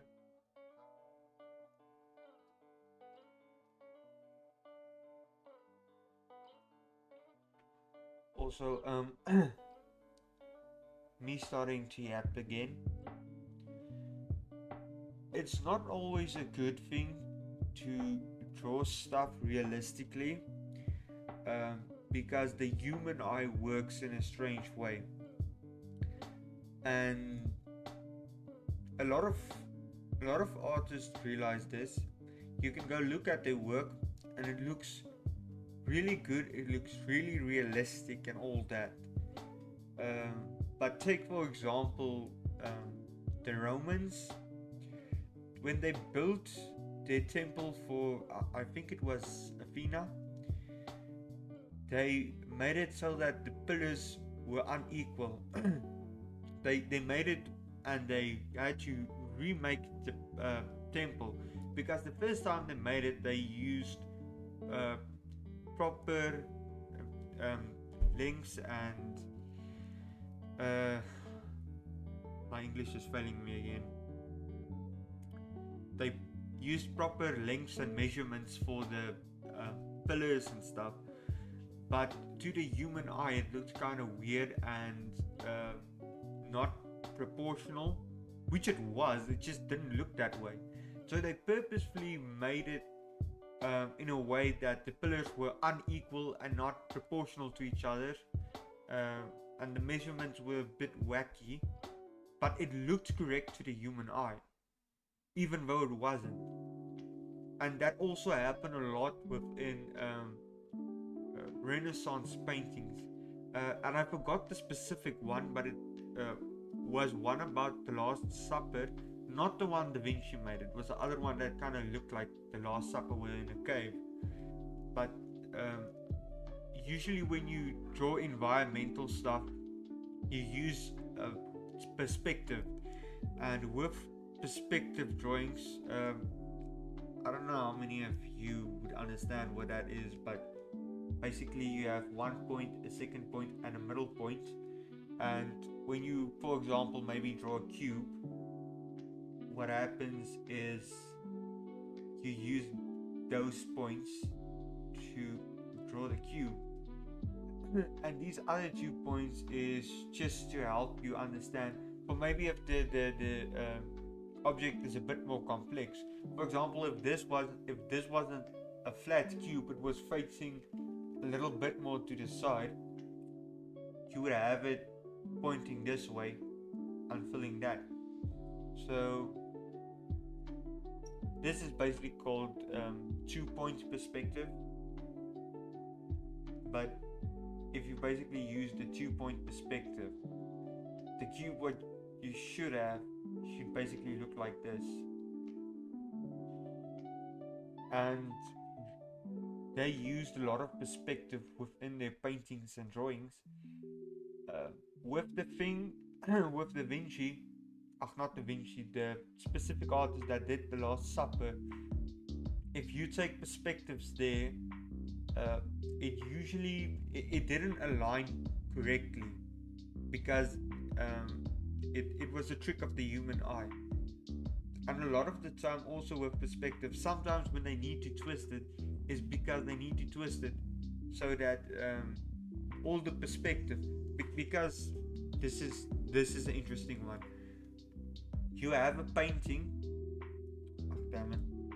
you have a painting, this is the painting for example, and here's the center point or the point of focus where you want the people's eyes to focus at. There's a lot of ways you can do this, but one of the ways is using perspective.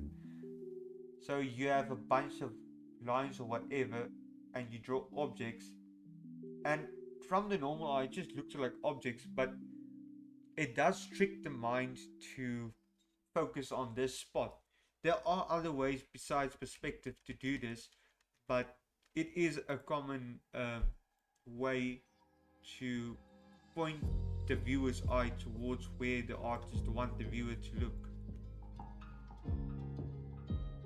And there is some artists that do that unconsciously or not with intent. There's this specific Polish artist. I can never pronounce the dude's name. At some point I just forget it completely.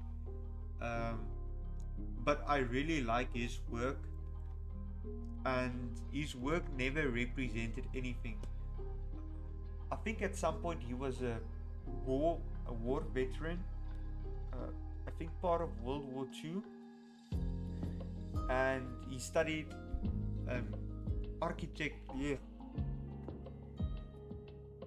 architecture. He studied that, and so when he went and did his paintings, he basically combined the two elements, and he created this horror-esque kind of vibe in paintings. And people would usually ask him, "Oh, hey, what's the meaning of the paintings and X, Y, and Z?" And he basically just told them, "Nah, there's no meaning to the paintings. I just painted them for fun." So a lot of the artists would paint stuff and use perspective and other elements to point to a specific part of the painting, because the painting does carry meaning, and you want them to view at a specific part to kind of relay the meaning to the viewer. Where this dude, he did have perspective and all that, and stuff in the painting that points to that it's pointed at, but that's just coincidental. He didn't do it with any intent. So his paintings never had any meaning. He just painted for fun and it just looked that way.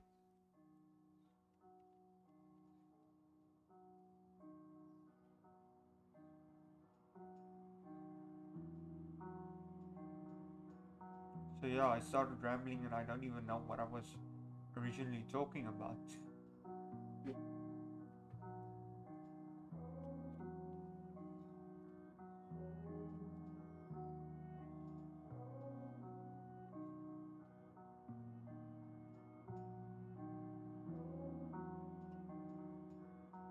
Also, finger wise, something interesting you can take into account when you draw hands. Usually when you draw fingers, each element of a finger, none of them are equal. So the finger bends at 3 points, which is at the base, at the, I don't know the terminology for all of this stuff. It bends here and here. So this is basically the points of the finger, but what we need to take into account, each part of the finger is a different length. So the bottom one is the tallest, and then it just gets smaller as it moves on. And this is also way out of proportion, and it doesn't even look like a finger. But this is kind of what you get, where this part is the longest, then you get this part, and then it's bitsy weeny. So and when I did this pose, I kind of took that in consideration, but I don't know if that is as apparent as I wanted it to be. Like, you can obviously see this half is longer, but this bit, I don't know if you can see that because it looks a lot or that the length looks a lot similar as the top bit.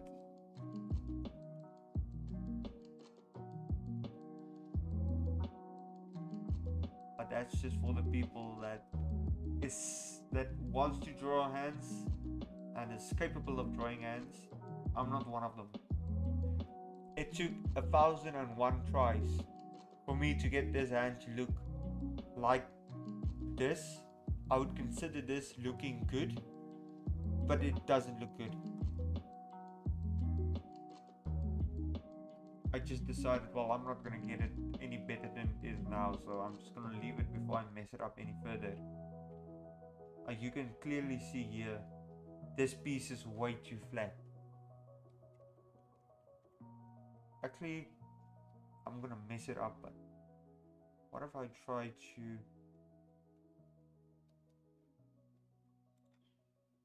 to bend the rules a bit? It looks a little bit better. Brief moment, you got very emotional. Why? It's really something to see. Because usually also at the back where the finger bends, How many people it kinda, for lack of encouraging it doesn't do a sharp turn like that. It usually looks more something like that. give credit where credit is due. So I don't know, you're the artist, You're in it for and it's your creative freedom, so you can do what you want, but this is just me being observative with my own hands, and I do have very broad, weird looking hands, but I think this basically applies to anybody's hands.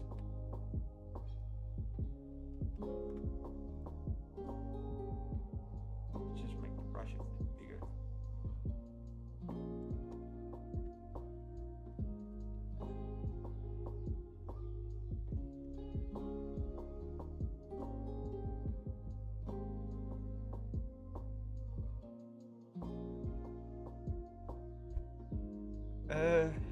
The other day I did talk to a friend of mine, and she's been doing digital art for a very, very long time. And I basically asked her, okay, so do you maybe have a few tricks for me to learn? And she gave me one or two, and I completely forgot them. I'm going to have to look at the video she sent me again. Try to remember what they are tomorrow and apply them. I really want to apply them, but I just forgot what they were. I feel like I'm a para for it.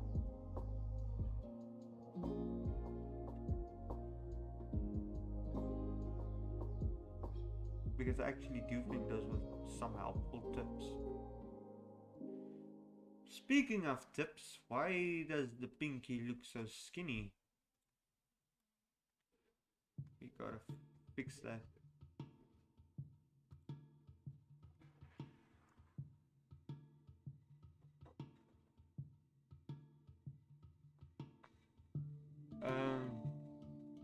This is one thing. We shoved the mic closer to me so that people can hear better, but now we have this problem every so often where I just accidentally tap it. I don't mean to purposefully destroy your ears. That's just by accident.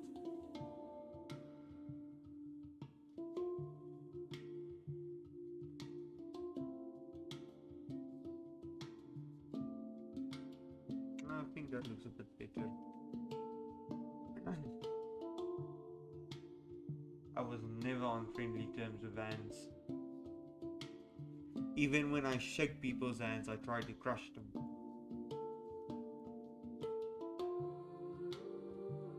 actually had two incidents.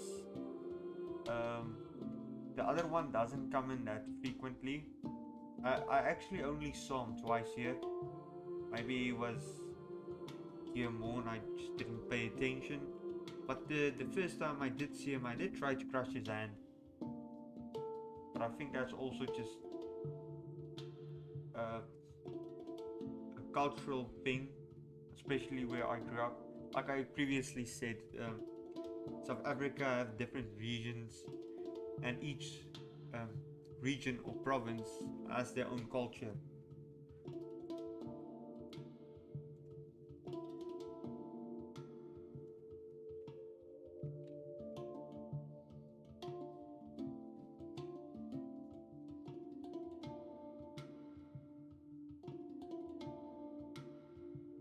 I think actually a lot of people from where I came from would make pretty good wrestlers. I think.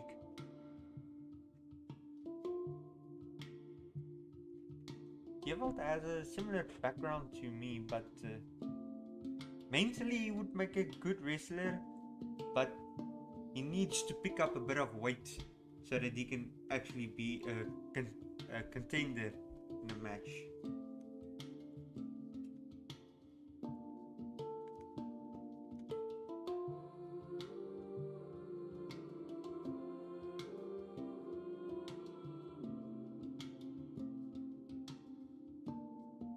While on the other hand, I'm trying to lose weight because at the moment I look like a sumo wrestler.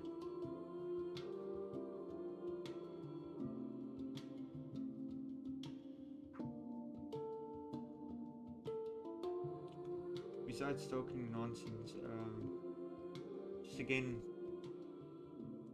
keeping this kind of educational. You guys might laugh at me for this, but so in my own sense, I tend to be a nerd or a weeb. I don't watch that much anime. That's more of Zane's. He's part of the a group. That's his specialty, but I do read a lot of manga. And I think I started reading, like actually started reading in 2019. Yes, I am old. And I started with Chainsaw Man, and the reason why is the art style kind of like captivated me because it was so different from anything I've previously seen. And this story writing for me also because it was so different from anything I've ever seen before. I really got absorbed into it. I know a lot of people think the story is a bit vulgar or something, but people tend to forget that the protagonist is a teenage boy, and this is how majority of teenage boys think. This is how they act. I was a teenage boy, I know. Where most protagonists within anime or manga,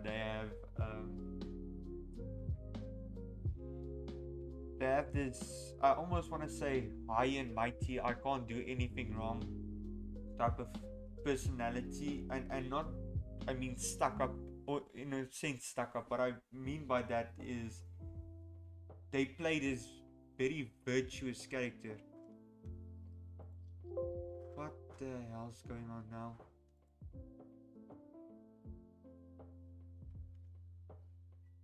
I somehow accidentally opened up Premiere Pro. Sorry about that.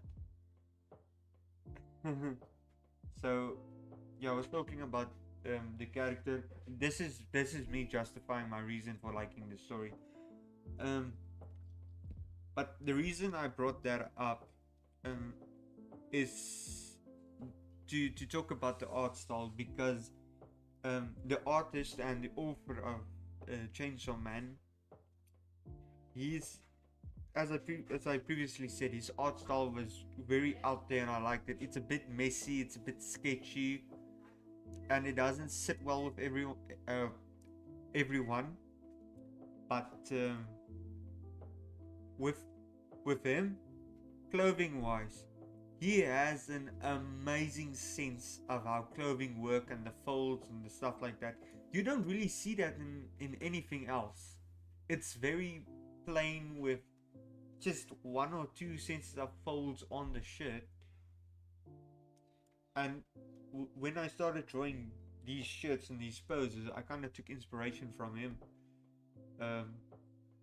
because it's a bit more complicated, but it looks so good, and I really appreciated that part. And I wanted to take inspiration from that, and even though it takes a little bit more effort, I appreciate the payoff.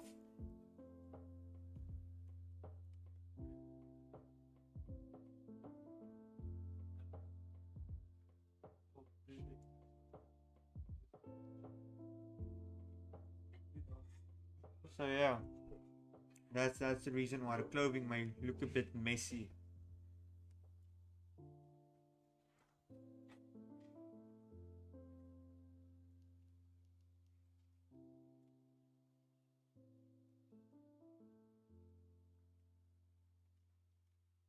But yeah, that the author is just a very funny character in general. I can talk about some facts I know about him that's a bit out there, but for example, there's this entire story of him eating his girlfriend's goldfish. He actually, the fish died and he went to bury the fish. And then he felt guilty about burying the fish, so he decided to eat it for some reason. I don't know. You wouldn't expect somebody like that to write something that would end up becoming so popular. And I know a lot of people like the movie called Look Back. You may not know this, but it's the same author. Look Back and Chainsaw Man was wrote by the same author. And it's 2 completely different studios that made those. Because I think Look Back was made from a studio that split off from MAPPA, because they didn't really appreciate the way they were handling the material, but it was also a bunch of fanboys. This is me talking under correction, that last part, but I do know it's a bunch of fanboys of the artist.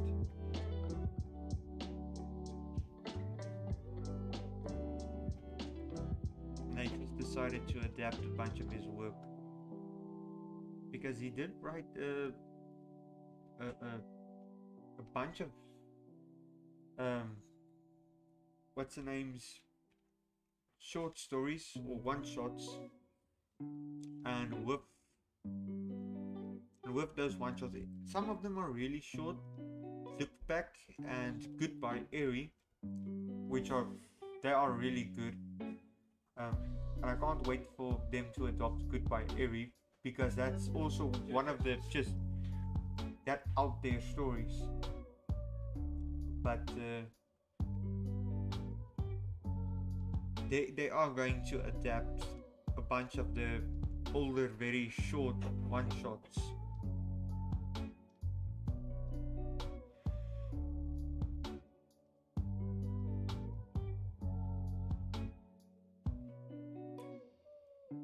How did I end up yapping about Tatsuki Fujimoto? One day we're going to look back at these live streams and just like think to ourselves, yes, see Daniel, what did you think? What were you doing? You were talking such nonsense. And to that I'll say, yes I was, and I'm proud of it.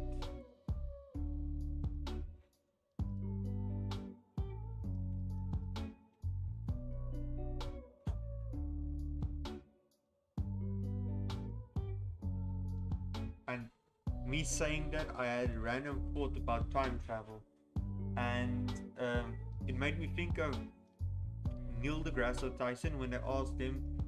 I think it was Neil deGrasse Tyson. Maybe it wasn't. But it basically asked him, if you could go back in time and change anything, would you?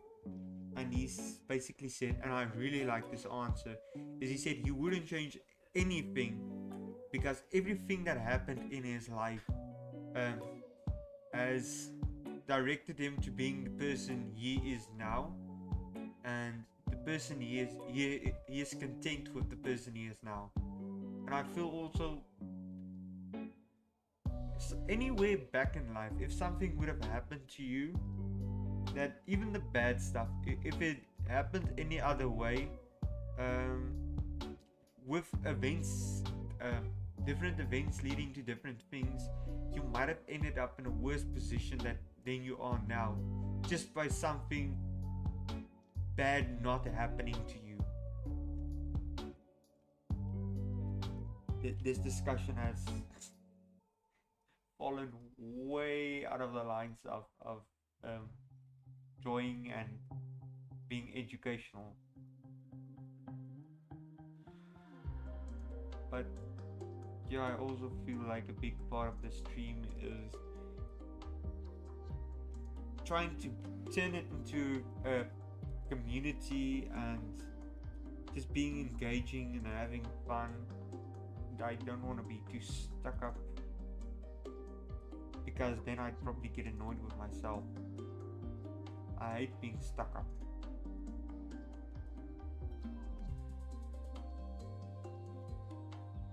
This is a bit intense. I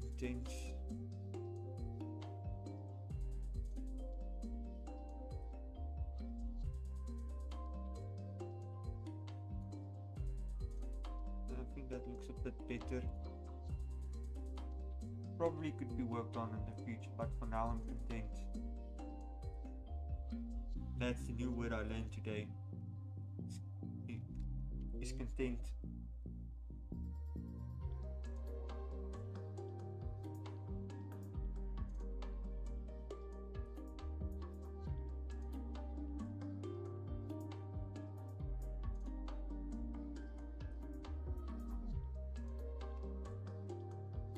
So yeah, if you guys have any topics you want to talk about, or anything you want to ask, I mean, shoot, go for it. I'm willing to talk about almost anything. There is some topics I would like to avoid, or some topics I don't have enough knowledge to talk about, and I will admit that. But I think it's very fun having just some discussions, and there's I'm not trying to pretend I'm a character. I'm trying to keep this open and fun. So, and again, engagement it's a huge thing for me. I really want that to happen in comment sections, and this is also something within our YouTube videos. Is there's a lot of, not a lot of comments, but a bunch of comments are left, and usually within projects I worked, I would try to reply to most of the comments I feel are relevant to reply to, or has any value to the discussion. If there's some haters or somebody that just says a bunch of nonsense, I wouldn't necessarily give them any attention, because I don't feel they deserve the attention. But I would try to respond to anybody that has any positive criticism. People, by the way, I'm just going to expand on this a bit. Criticism isn't always a negative or something to break you down. What criticism, positive criticism, basically is, or constructive criticism, it's the correct term. it's somebody giving advice about something you did and telling you, okay, when you do this in the future, you should try X, Y, and Z. This might improve it. And whether that's true or not, that's constructive criticism, because it's going to help you grow and become better in the future. When negative criticism is just someone being a hater and coming in, insulting what you're doing, and not giving any explanation to why they're insulting you or why what they say is bad. They just decided they don't like you, and yeah, they're going to hate you no matter what you do. It's a real doomed if you do, doomed if you don't, so just they'll do what you want kind of situation. And also I feel for if there is any viewers here or somebody in the future that might view this video and be thinking, okay, I want to start a YouTube channel, or I want to post my work on social media and stuff like that. It is inevitable that you are going to get somebody that's going to hate on your work. There's always going to be that one person that's going to leave a negative comment. But unless the comment is constructive in any way, don't mind it. Just like, don't give it any attention. If you give it any attention, then it's going to escalate from there. You're going to create a whole discussion, and if you just left it there the way it was, then it's basically just one voice that shouted into a void.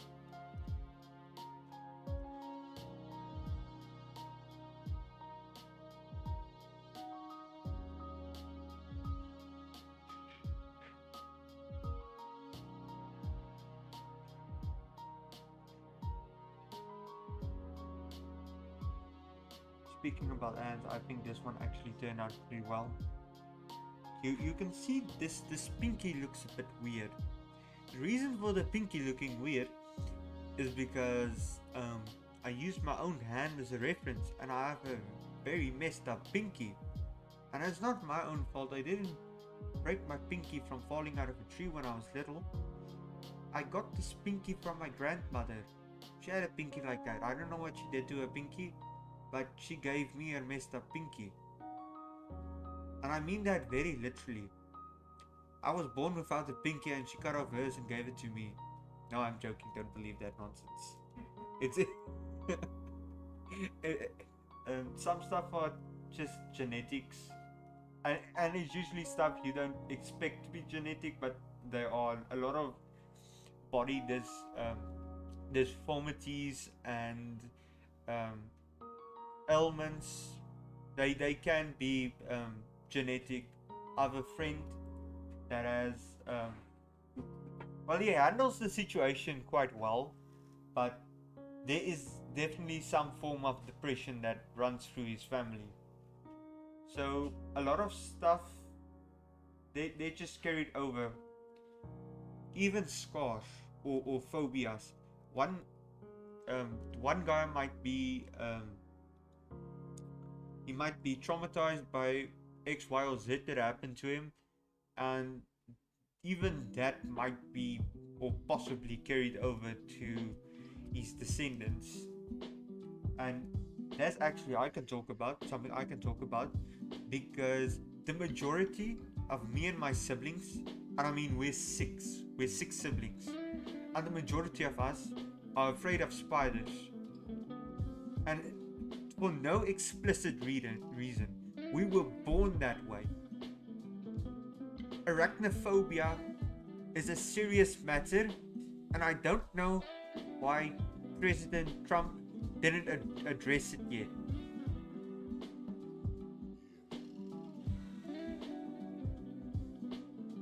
People argue about which political party are the best, Republican or Liberal. None of them are good. None of them has discussed arachnophobia yet. It's a serious problem, people.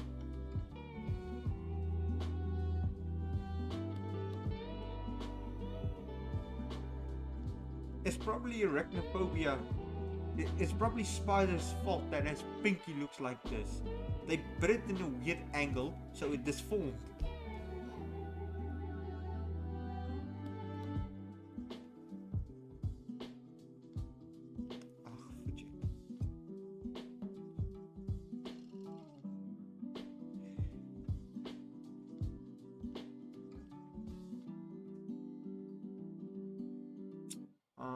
Should probably erase this part. It's not following the line quite correctly.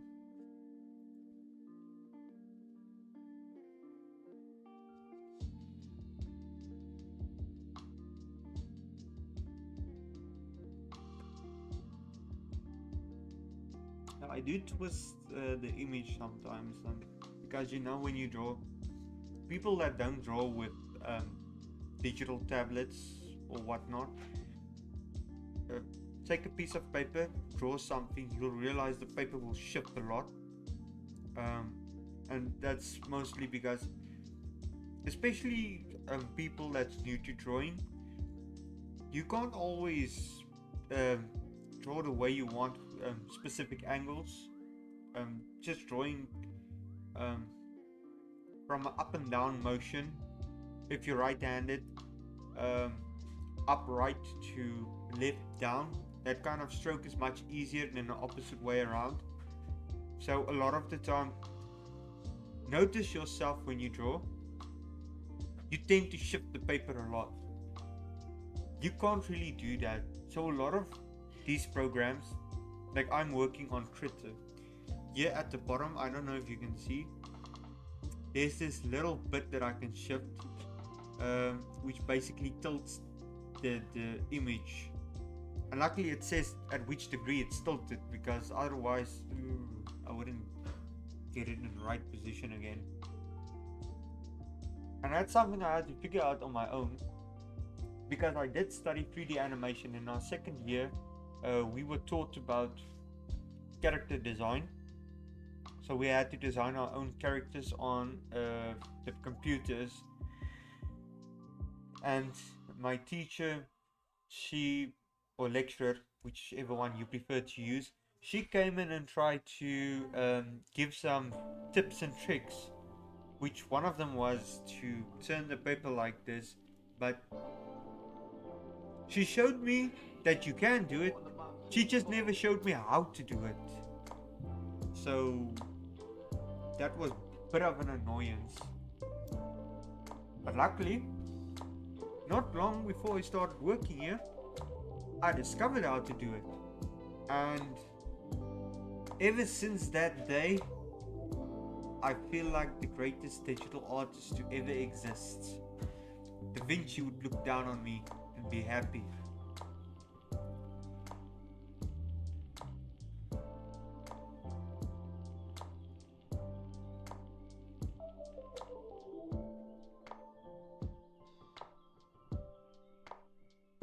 I would really like it if they just found a random grave or something and they dug it up and it's just a bunch of Renaissance works.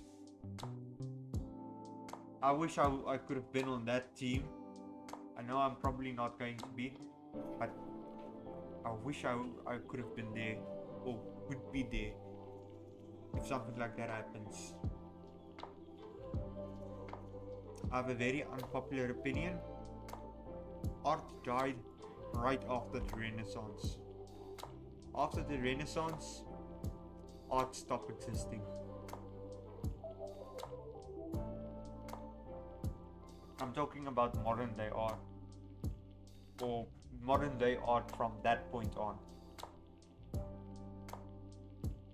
Like obviously people still do art and that I actually think look pretty darn well, but just what the populace and the modern critic would consider art is just a bunch of nonsense. I don't agree with what they consider to be art. Like, I mean, one of them stuck a banana to the wall. They taped it to a wall, and they sold it for, I think, 6 billion or something. I might be over bloating the amount, but that's a bunch of. It's a banana taped to a wall. Why did they buy that? The thing is, it has an expiry date. And at the end of the day, you're just gonna have to throw it away, or otherwise it's gonna stink up the whole room. And I mean, when I taped the pencils to the wall, nobody paid jack for my stuff.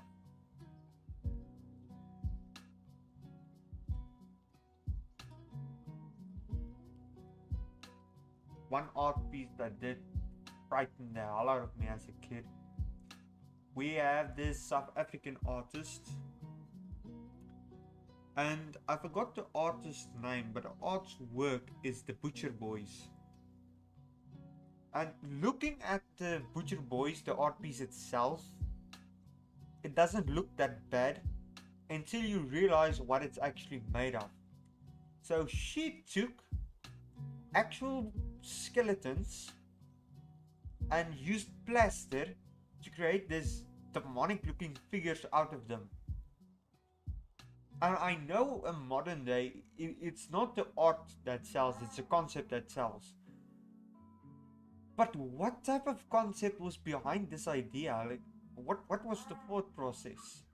Why would you use actual, and I think she used spines for it. Why would you use actual spines in an artwork like that? Whether you're religious or not, you can't deny that there's some, that stuff is, that's wrong. I almost want to say demonical.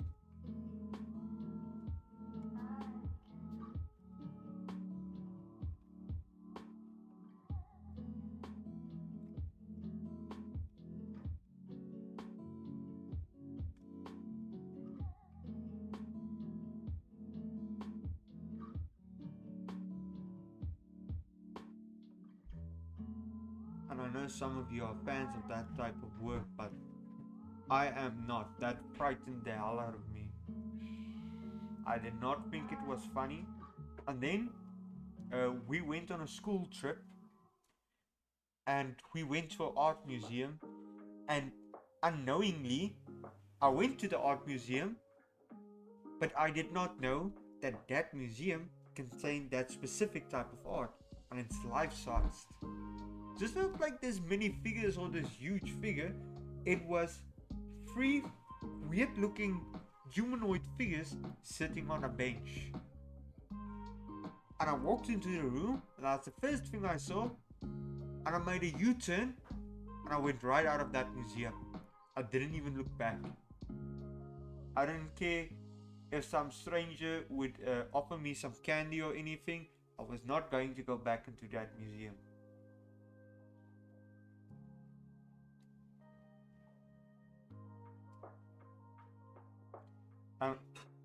I'm sorry if the artist that made the Butcher Boys ever listens to this, but your art did terrify the living hell out of me, and I want you to know that.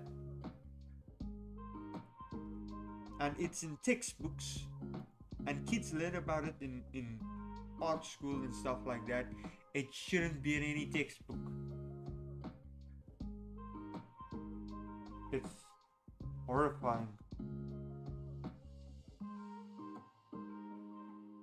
Be more like the Polish artist. Do art for fun. Be expressive. Don't let art have some complicated meaning or stuff. It's like Da Vinci, for example. He didn't do art necessarily for fun, but there was a reasonable goal behind it. It was to study human anatomy, because back then obviously there wasn't much knowledge about how the human body works and ailments, stuff like that. So Da Vinci would, this is gonna sound a bit graphic, he would pay, I think, soldiers or whatever. I don't know which type of figures these was, but or what position they held, but he would pay them to bring him the bodies of, let's say, what we would what we would call today as the homeless, or just people that weren't to any value to society and didn't have anybody in their lives. He would pay people to bring those bodies to him, and he would dissect it and study the human body.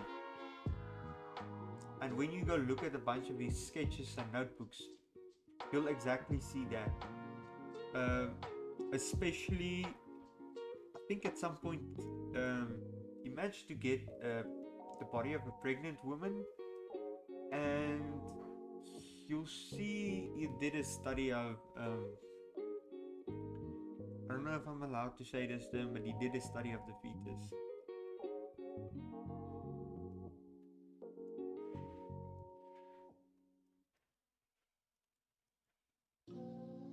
So there's a bunch of reasons people do art. I feel the proper way, or the decent way, is through expression. It should be a way to express yourself. But a lot of people nowadays use art as a form of propaganda. With these, even in art school, you can't do art and just do it for fun. You have to have some meaning behind it. They'll ask you, oh, what's the concept behind the work you did? It's not about fun or teaching you to develop your skill. They're teaching you how to think up BS, and that's complete nonsense in my eyes.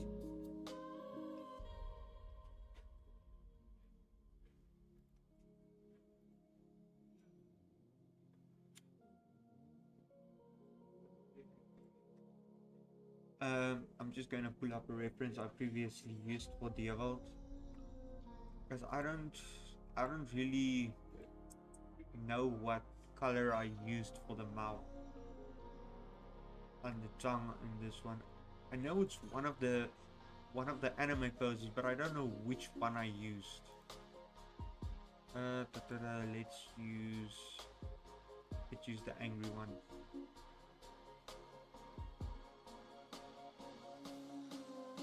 Yeah, so it's just black with pink.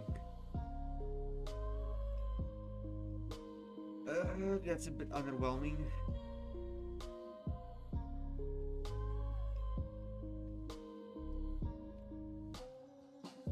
Actually, I was stupid to delete that layer. I need to get the color of the teeth as well, because I didn't use just white teeth. I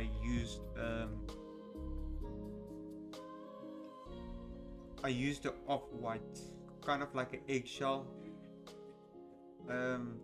because your teeth aren't really white. It's naturally white. It is a bit of a off-shell. That you will notice. This is just a fun fact. I don't know if any of you will notice, but when I do draw Zane's poses, because his skin tone is darker than the rest of us, when I use the off-white color for his teeth or his eyes, because I use the same color for the teeth as for the eyes, you notice it immediately. With the rest of us, you don't really notice it, and I really do think it's because of the color of the skin tone that plays such a huge role. But you notice it immediately when you work, or when I work with him. So I think I use just a plain white for his teeth and eyes.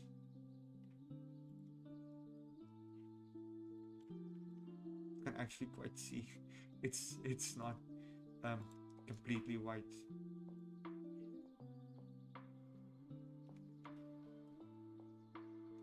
But I mean, when the poses pop up so quickly on screen and they jump and change and stuff like that, you don't really notice these things.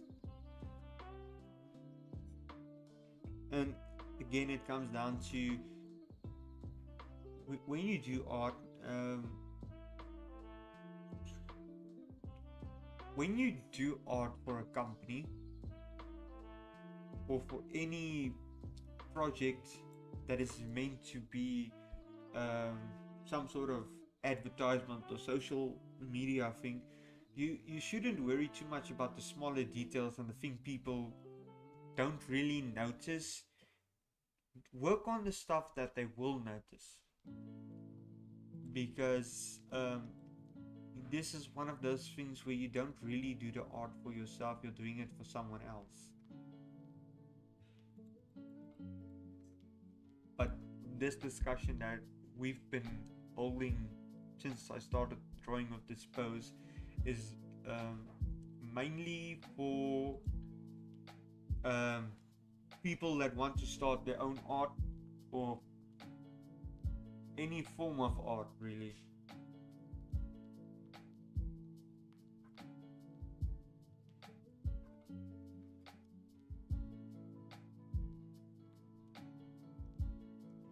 So this is the interesting part of these poses,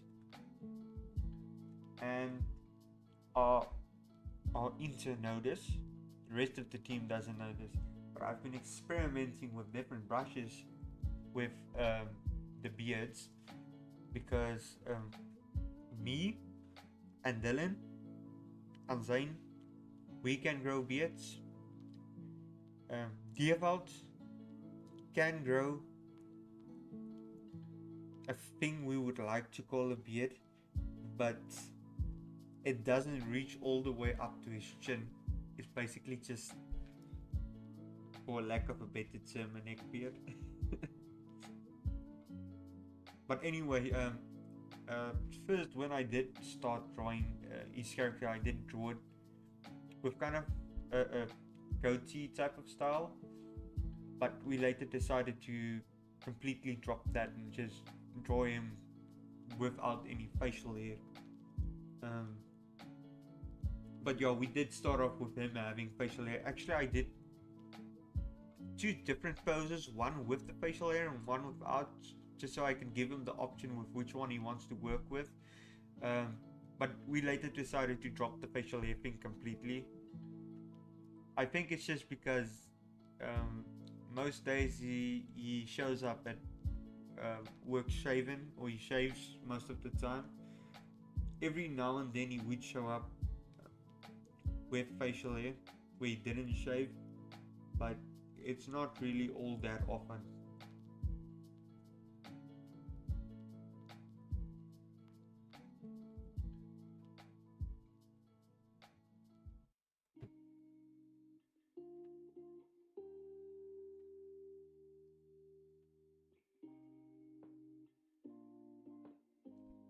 Mic volume low. Damn it. Let's see what we can do about that.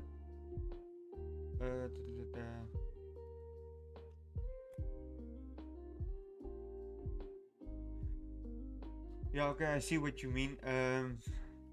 So I don't know, the mic is sometimes a bit weird where, okay, at the moment now, so we use OBS to record everything, and when you open up the program you kind of see there's a little meter down below where you can kind of see how loud your voice is, how loud the music is that's playing in the background.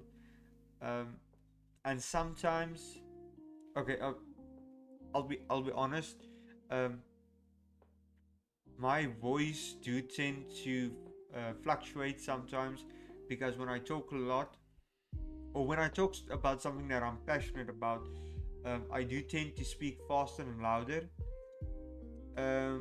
But also at the same time, when I do talk at long term, I kind of do get a bit tired and I tend to talk a little bit softer.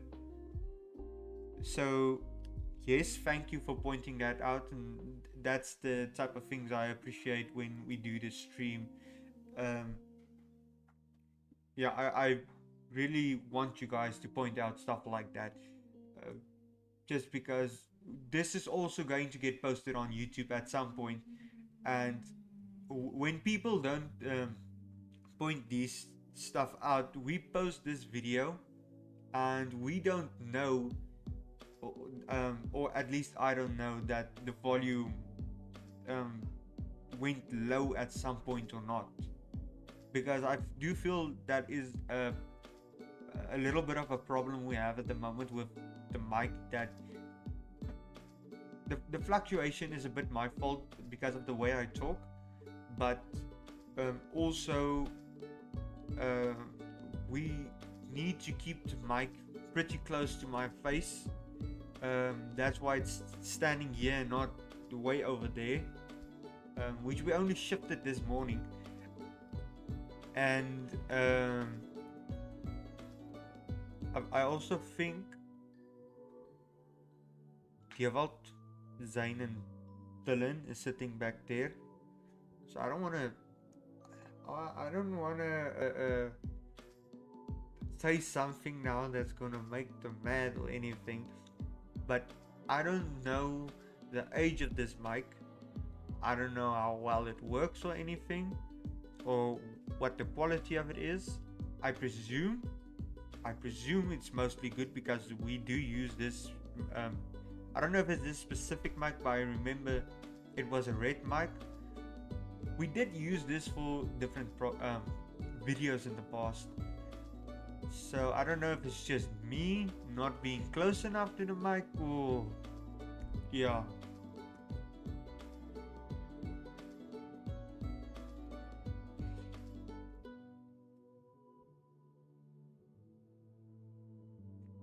Yeah, okay.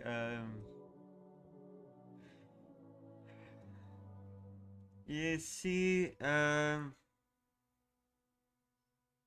you're saying you're at work and the workshop is kind of drowning out the sound of the monologue. I did check the OBS, and I did notice when I was talking, it wasn't as loud. Let me just experiment with this. Yeah, okay. From this distance, the monologue volume shouldn't have been a problem, because I did shift a lot. So I think it was maybe just your workshop that kind of drowned out everything. Or at some point, I just started talking a little bit more softer than I should have. So yeah, again, as I said, a lot of the stuff we're doing now is experimental, and what you're seeing now is probably not how the end goal is going to look like. When this streaming thing is actually going to get on a roll, it's probably going to look a lot different at that point. I feel in the upcoming few weeks there's going to be a lot of changes as we listen to comments we get from other people and criticisms, and we will probably adjust. We're currently adjusting on something. As I mentioned today, we're going to do a frame by frame animation for when we get a notification of a new follower, and we will do some little bit changes, like for example the little, let's say, box or frame in the corner where the camera shows me drawing. We're going to edit that a bit just to make it a little bit more fancy and not as bland, because the desk area does tend to look a bit bland. That's why I dragged this figure from the lounge to the table here today.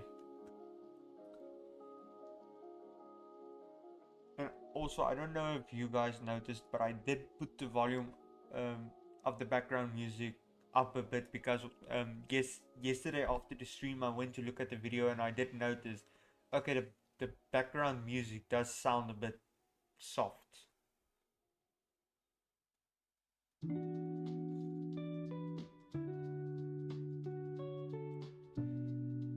So So yeah, I don't know if the volume is just a problem you're facing. I'll probably chat to other people as well that watched the stream at one point and hear their opinions, and if it's a universal opinion, we can talk about how we're going to fix that. Damn, I sound like a schoolboy that didn't practice for his oral reports. Praat nie entire again, conversation. But this is what happens when you try to talk, but you aren't really sure, prepared for what you're going to say. If you're really on the roll, and you already have the voice in your head, what you're going to say next, all that, you don't really tend to do it and stuff a lot. But when your head hits a blank, then you usually go back to the but that's a very off-topic discussion at the moment.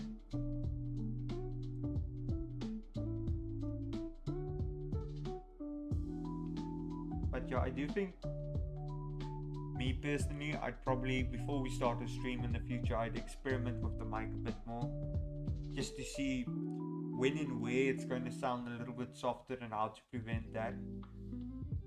So yeah,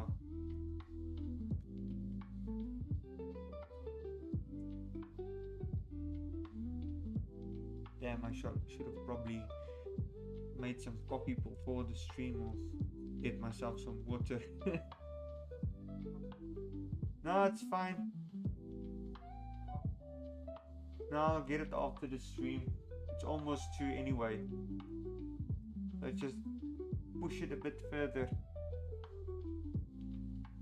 Yeah, I did mention this earlier, but for those of you that weren't here at that point, we are going to end the stream at 2 today instead of 3, because I want to, the intern is here today, and with the stream taking this much time of my day, it takes a little bit of the mentorship away from what I still want to do with him. So we're going to end the stream a bit earlier today, also just to adjust the stream and discuss what we can improve and all that, but also just for me to give him some advice, tell him where to improve, what he can do with his work in the future, and what is expected of him, just general internship stuff.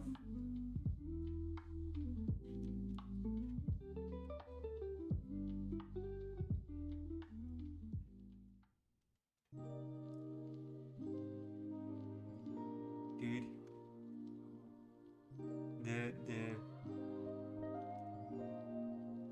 in the YouTube videos that was posted, the comment section wasn't viewable in that video.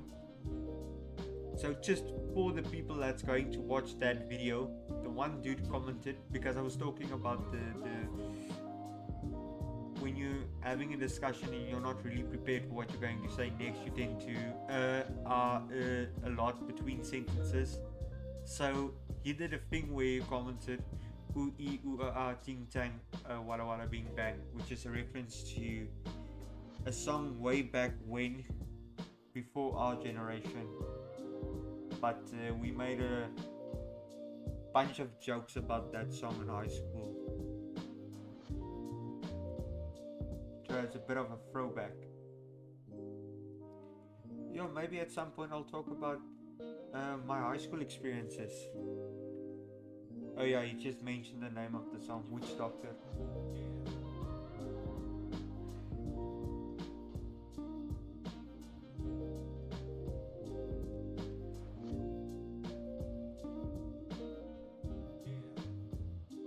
I think Family Guy even made a joke about that song at one point.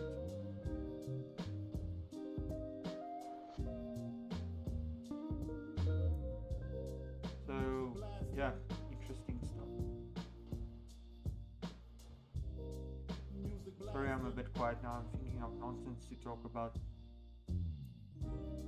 Again, it's fun for me to talk about stuff when what I'm passionate about, because then I can't stop rambling. Like earlier today, with the bantering between me and Zane, with the mic. You don't really hear what he's saying, so when we make jokes and the banter between us, I feel like a lot of it gets a bit lost because you're only hearing my side of the joke and my side of the punchline.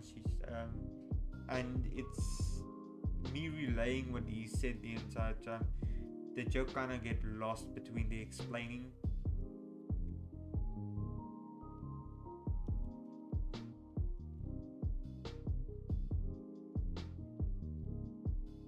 But it kind of has its pros and its cons, because with the mic only working at a close-up,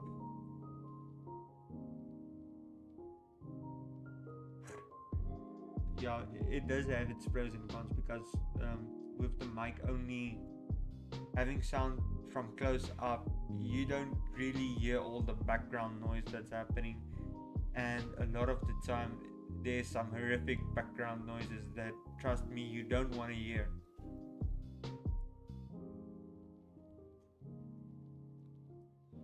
Like business and political talks.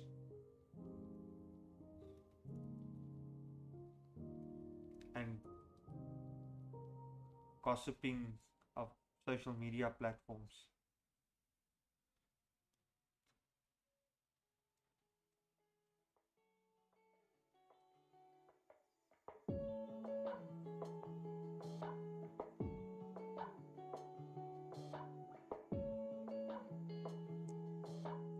Yeah, also something fun.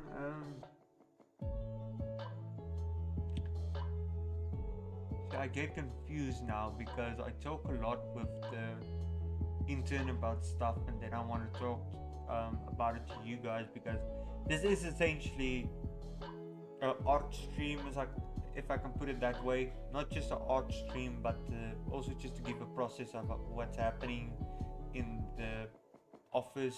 You see the behind the scenes of the work and the workflow that we do, but again, just a bit of art thingy. You see this dip I put here. This is something you usually see a lot, or usually with Caucasian people. I think it's because the eyes tend to be a little bit closer to each other.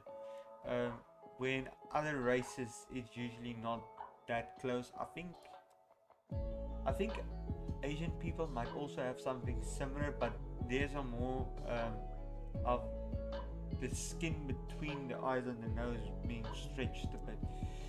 But it's kind of like the eyes moving inwards and making dips behind the nose. Like I myself have that also. Usually when I draw self-portraits, that's something I always put in. And because, okay, usually when you take a mirror and you draw yourself, and usually you use your own body as a reference when you draw anatomy and stuff. And people kind of forget that everybody looks different, and there is differences between races, there's difference between genders. There's so much differences and variety between people. It's unbelievable. But when you're a starting artist and you're using yourself as a reference, you tend to forget that there's a variety, or at that point you don't yet understand there's a variety. So when you go and draw other characters that shouldn't or doesn't have those features, you tend to put in those features, and it just kind of looks sort of weird, especially when you do something realistic. When you draw something more stylized, you can leave that out. It's not necessary because it's a stylized character. Like for example, a character that just have a basic, let me just not draw this on the lens cheek. just a basic round head and some eyes with a sphere. Characters like these, you don't need any of those facial features. This is a very simplified character. It doesn't need to have any of that. It's stylized, it's simplified. Don't be bothered with any natural or realistic facial features. And this is supposed to be common knowledge or whatever, but for beginning artists, a lot of these stuff that I say, I know a lot of artists that would watch this, it would be common knowledge to them. But I'm not talking to just common artists or people that's already very knowledgeable in the field of art. I'm also talking to beginner artists. And at some point I would actually hope to bring in more of those beginner artists to basically just give them an idea of what to do, how to start, and just generally just give them tips, because everybody starts at a different level. So when I do these kinds of stuff, I feel like it's necessary to explain and a bit expand on them.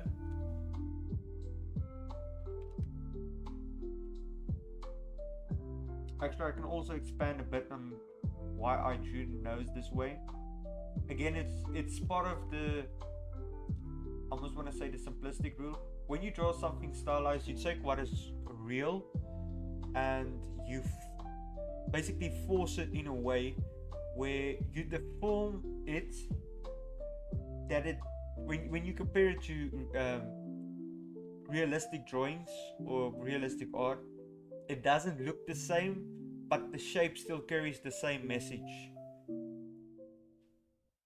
So, for example, let's take anime for example. When you look at their noses, a lot of the time the noses are basically just dots, or this weird sideways triangle. A nose doesn't look that way, but the shape itself does convey the message that yes, this is a nose. And I think it's mostly the placement of where the shape is instead of the shape itself, but itself still serves the same purpose.